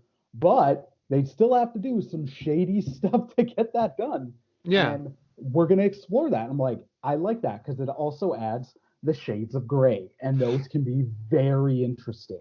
it's a And very then realistic, very human take on things, right? on the video game front, Hmm. we're opening up from it just being EA, which out of the three A Star Wars games, there was only one that I played and one that I'd say was good. Or actually, there was four. Fallen Order was excellent. I Um, love Fallen Order. I'm gonna stream it when I'm done. Where the water tastes like wine. there's some things that would have changed about it, but none of it's the story. It's Mm-hmm. just when I was playing through the first couple times because it's based like the controls and everything were based on Uncharted, and I'm like, I've never played Uncharted. I don't know this like controlling mechanic, and Hmm. then also trying to find your way back to the ship sucked Okay, on so that's many planets. I was like, I would get lost for half an hour. dude, the I'm just map. like, what is this? Yeah, the way they design the map is like just like when you're looking at it from the map screen, not like the design of the level itself, Yeah, is very like it's very difficult to tell where you are, where you're going. And one thing I don't like is when I'm trophy hunting, because that's something I do like to do in games that I really enjoy. With that game, like it's like they're like, oh, you've only explored 99% of the map, but like you're looking at the map, you can't really tell where you are, you can't really tell where you're going. Everything looks like it's been shown, so you don't really know where you haven't been before. So I don't know where to find that 1% of the map. yep. And I'm like, dude, if I've been in that area, because I've beaten the game, of course I've been in that area, I've gotten all the collectibles. How come my map still says 99%, not 100? Where am I supposed to, like, how am I supposed to find that 1% if you're not showing me or telling me? So it's things like that where it's like, come on, dude, like what the heck? Well, it didn't help that it's like you'd be looking top down from like on a level that had like four sub levels or like Cache it, where you have like multiple above levels, and you're like, what am I looking at? And then Yeah. at first it would be like the turning. I'm like, okay, cool. I appreciate that I could zoom, Hmm. but then it also never had like a clear home button or beacon, like, hey, the ship's over here. So I'm like, where am I going to get back to this? It's so Well, one thing I'd like that changed. there's in Ghost of Tsushima, instead of having like a waypoint marker or like a path they have the wind blow in a certain direction to show you where you're supposed to go. So that would be really cool. Like maybe they don't have like for instance, I think what would really help Fallen Order is if I could just put something down on the map, say I want to go here, and then have like you could go like boom, and then the force will show you, it'll guide you, right? Maybe through the So, wind or something. That'd be well, so sick. exactly. You can do that in like Spider-Man, Yep. Batman, like all the Arkham games, like the Assassin's Creed games. It might be like, hey, I'm going to highlight an exclamation point, throw up a bat signal, or put a big sign, like not a sign, but a symbol, being like, hey, this is where you should go, Hmm. but you're free to go wherever else. Yeah. But you're still going to get that. You're going to get a thing saying this is where you want to go, and this is how far you are from it, and you can follow it on the little mini map as you're running around. And that wasn't there in Fallen Order. And I'm Yeah. just like, there would be like times of half an hour, 45 minutes where I just rage quit just because, not because of the story. I'm like, I'm done trying to find the ship. Yeah. I mean, they did a terrible, like the level design itself is really good. But I mean, it's sort of not as good if you don't have a very reliable manner in which to like direct yourself through the environment. Like they're not Yeah, giving you enough information. But no, when I really like the level design, it really felt like an old school adventure game, and I'm really not into that stuff anymore. Ever since I got older and my attention span isn't as good. But it really brought me back to what like I felt like when I was a kid, where I'm like, oh, I'm actually genuinely curious to explore this world. I have the tools, the abilities to like jump up there, and I'll remember that. Like maybe I can't do it now, but when I come back and I get a new power, I can come yeah, back to this planet. I really like things like that. It reminds me of Majora's Mask or Ocarina of Time, where like you got to go back in time now that you have this item and you can use it on. It's things yep, like that. I really enjoy that aspect. yep. And so EA doesn't hold the exclusive license. I can't speak to Squadrons because I never played it, and that did seem to get a good response from the fan community. It's okay. It wasn't as nearly divisive or upsetting as either of the Battlefront remakes. No. Not even remakes, because they're not remaking the first games; they're just blah. But so it's a double-edged sword because people are like, hey, it's not EA, but it's Ubisoft, which microtransactions are a big thing with them, which sucks. But especially, And formulaic games. okay. Yeah. Now I've been playing through I played Assassin's Creed Brotherhood. I've rebusted out my PS3 during this lockdown, so I recently beat Assassin's Creed Brotherhood, and now I'm playing Revelation. And the thing I'll give them credit for is the open world they make is awesome. Yes. And that's where I'm like, give me an open world, but if it's PS5, bruh, give me an open galaxy. Like, give me Yeah, an the architecture. open galaxy Star Wars game where it's not just, or even if you're going to do open world, like, could you imagine an open world Coruscant game? That's maybe too. I mean, we saw what happened with Cyberpunk. I don't know if I don't know if we could handle it. I don't, Fair. But, yeah, or if you did like an open world Tatooine game or something, now Tatooine might be too sparse, yeah. but I mean, open if, world, like I want to see something where multiple planets, but yeah, yes, not like you're not led down a path like in Fallen Order. Like you can go and like there's a cantina and there's stuff and there's people to talk to. There's missions to grab. There's side missions. There's drama you can get into that has nothing to do with the main story. I love all that. I think, dude, if this has to be either that other game they were gonna make. I think it was called 1366, where it was basically like you're kind of like a Han Solo-esque dude, like a oh, kid. 1313. 1313, yeah. Where it's like, yeah, you're like Han Solo. You're basically like a mercenary or something, a smuggler, and you gotta, you get in all sorts of trouble on Coruscant and stuff, right? That's pretty cool. But I really want to see is a Mandalorian. I feel like now that Ubisoft has they have the open world engines, like they have a lot of experience with that. The show's extremely popular. Now is the time. We need a Mandalorian open world game. Fair. Yeah. I'd liken it to if we're gonna do like an open galaxy kind of game. I'd be like, look at what was set up with KOTOR and KOTOR 2, where both of those, like, you had one Chris, story where there was a driving force to each planet, but you could yeah, go basically in an order you chose, and that yeah. also set up replayability. because Yeah. you'd be like, oh, if I did this in a different order, like there'd be a different story element on this planet. But then make it even wider, where it's like, hey, you're set up on a side mission where it's like, hey, to complete this, I gotta go to this planet. And if you complete that mission, maybe you get like a double bladed lightsaber or something. I don't know.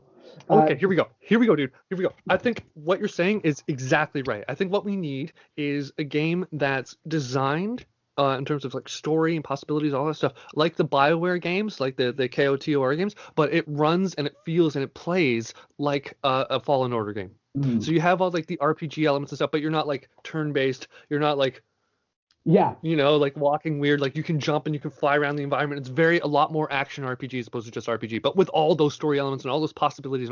Chris, you're blowing my mind. I think that's the way to do it, man. I think we just need Rocksteady to make this game. I think we just need a bunch of money. We just need a bunch of money. We need Rocksteady. Like, give me Arkham or Spider-Man. Like, Rocksteady, Insomniac with Star Wars. Gimme. I would love to see Insomniac or Sucker Punch do a Star Wars game. I think they would be like they are the studios to do it. Yeah. Absolutely. And PS4 I think is absolutely the system to do it on because their architecture really lends itself to large open world games, right? Oh man. I'm excited. Me too. And I haven't been excited about Star Wars games in so long. Just Same because here. outside of Fallen Order, I was just like, I've got no interest in the Battlefront games. Like, and I used to love the Rogue Squadron games, but I'm just like, I don't want to do like mandatory online. I don't want to do nothing without a campaign. I prefer there to be a story structure without like millions of microtransactions or whatever it is, or you got to grind for hours upon hours to get something.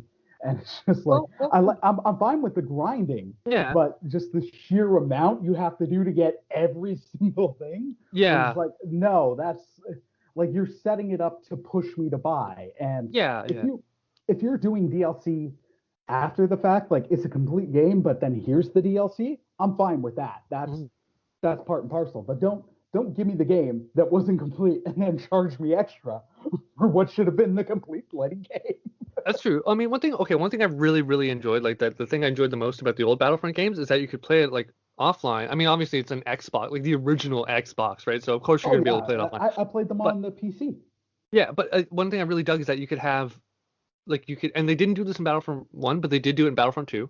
The new Battlefront 2. I'm talking about the new ones, 1 and 2. Where you can actually like you don't have to play online. It's all robots and you can do like exhibition matches, which is the thing I love the most about the original Battlefronts is like I could just fight the war, fight the battle. I don't have to be connected to the internet. I don't have to have a friend there playing with me. Yep. I could be a Jedi. I could just go through and just have this crazy Star Wars battle without any BS. Like and one thing Battlefront 2, the newest one, does is they do that. They reintroduce that, so you don't have to play online. You can play like an exhibition battle with just AI.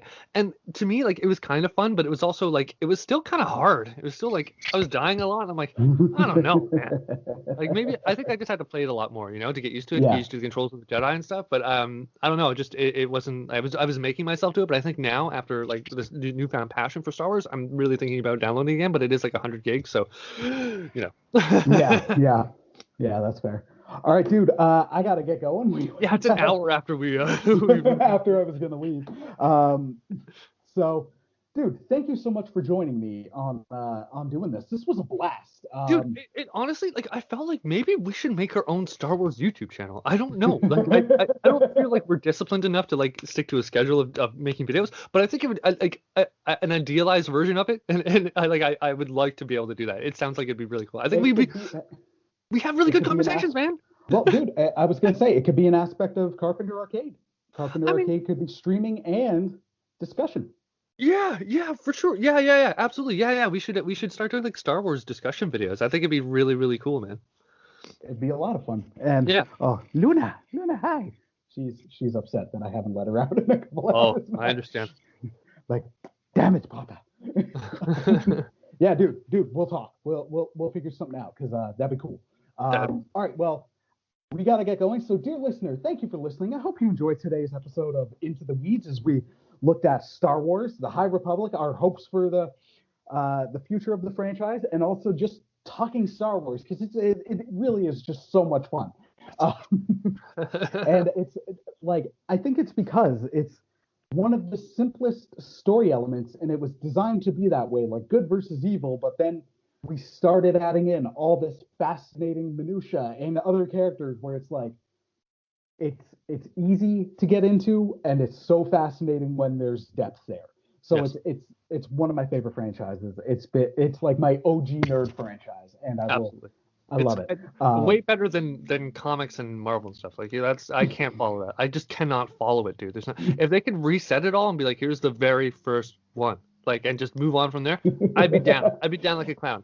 I'd give it and the best shot I could, you know? and anytime they've done that, it either hasn't worked or the fandom's revolted. Oh, Like, I know. It's like well, I don't understand it. DC did it with New 52, and that pissed people off, Yeah, and people. rightfully so. There's a lot. I mean, like I don't understand these comic people. They're like, I want to have like 8 or 9 different realities simultaneously existing in my head, and also give me more. Like I don't know what is going on in your real life that you're capable of keeping all that in your head. But like that's crazy. I mean, you must like these people must be so intrinsically motivated by these things that like I can't understand. I can't get myself into that mode. You know?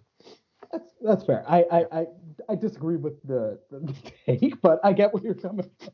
Like I personally love the multiple versions of stuff. Like I've been up until High Republic, I've been revisiting the old expanded universe because I'm like I want more Star Wars, and this is Star Wars I had, and some of it's very different from what I'm getting now, but it's still good and I enjoy it.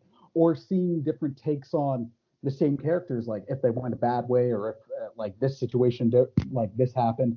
I Yeah. really do enjoy that. It allows more artistic take without taking away from necessary like the prime take, i.e. Superman, like doing the Red Sun Superman, fascinating and very different from main Superman. Yeah, but But what is main Superman? Like, what even is that?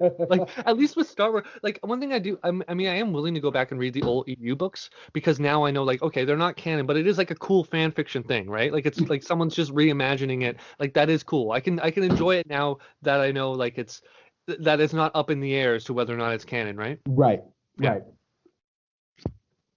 Joe, I've got some recommendations for you. You do. All right. So on that note, dear listener, thank you for listening. Hope you enjoyed today's episode. Please check out the book. I highly recommend the audiobook. It's called Star Wars Light of the Jedi. It's by Charles Soule, narrated by Mark Thompson. It is excellent.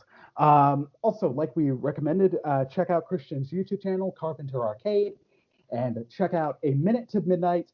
an hour a Darko minute. George's been an hour a minute. Sorry, my bad. The EP is called Soulbotic, Yes, Soulbotic. and it's wonderfully chill, and it's great. Yeah. So please check all those things out. Have a wonderful day, listener. Take care, and God bless, my friends. Peace.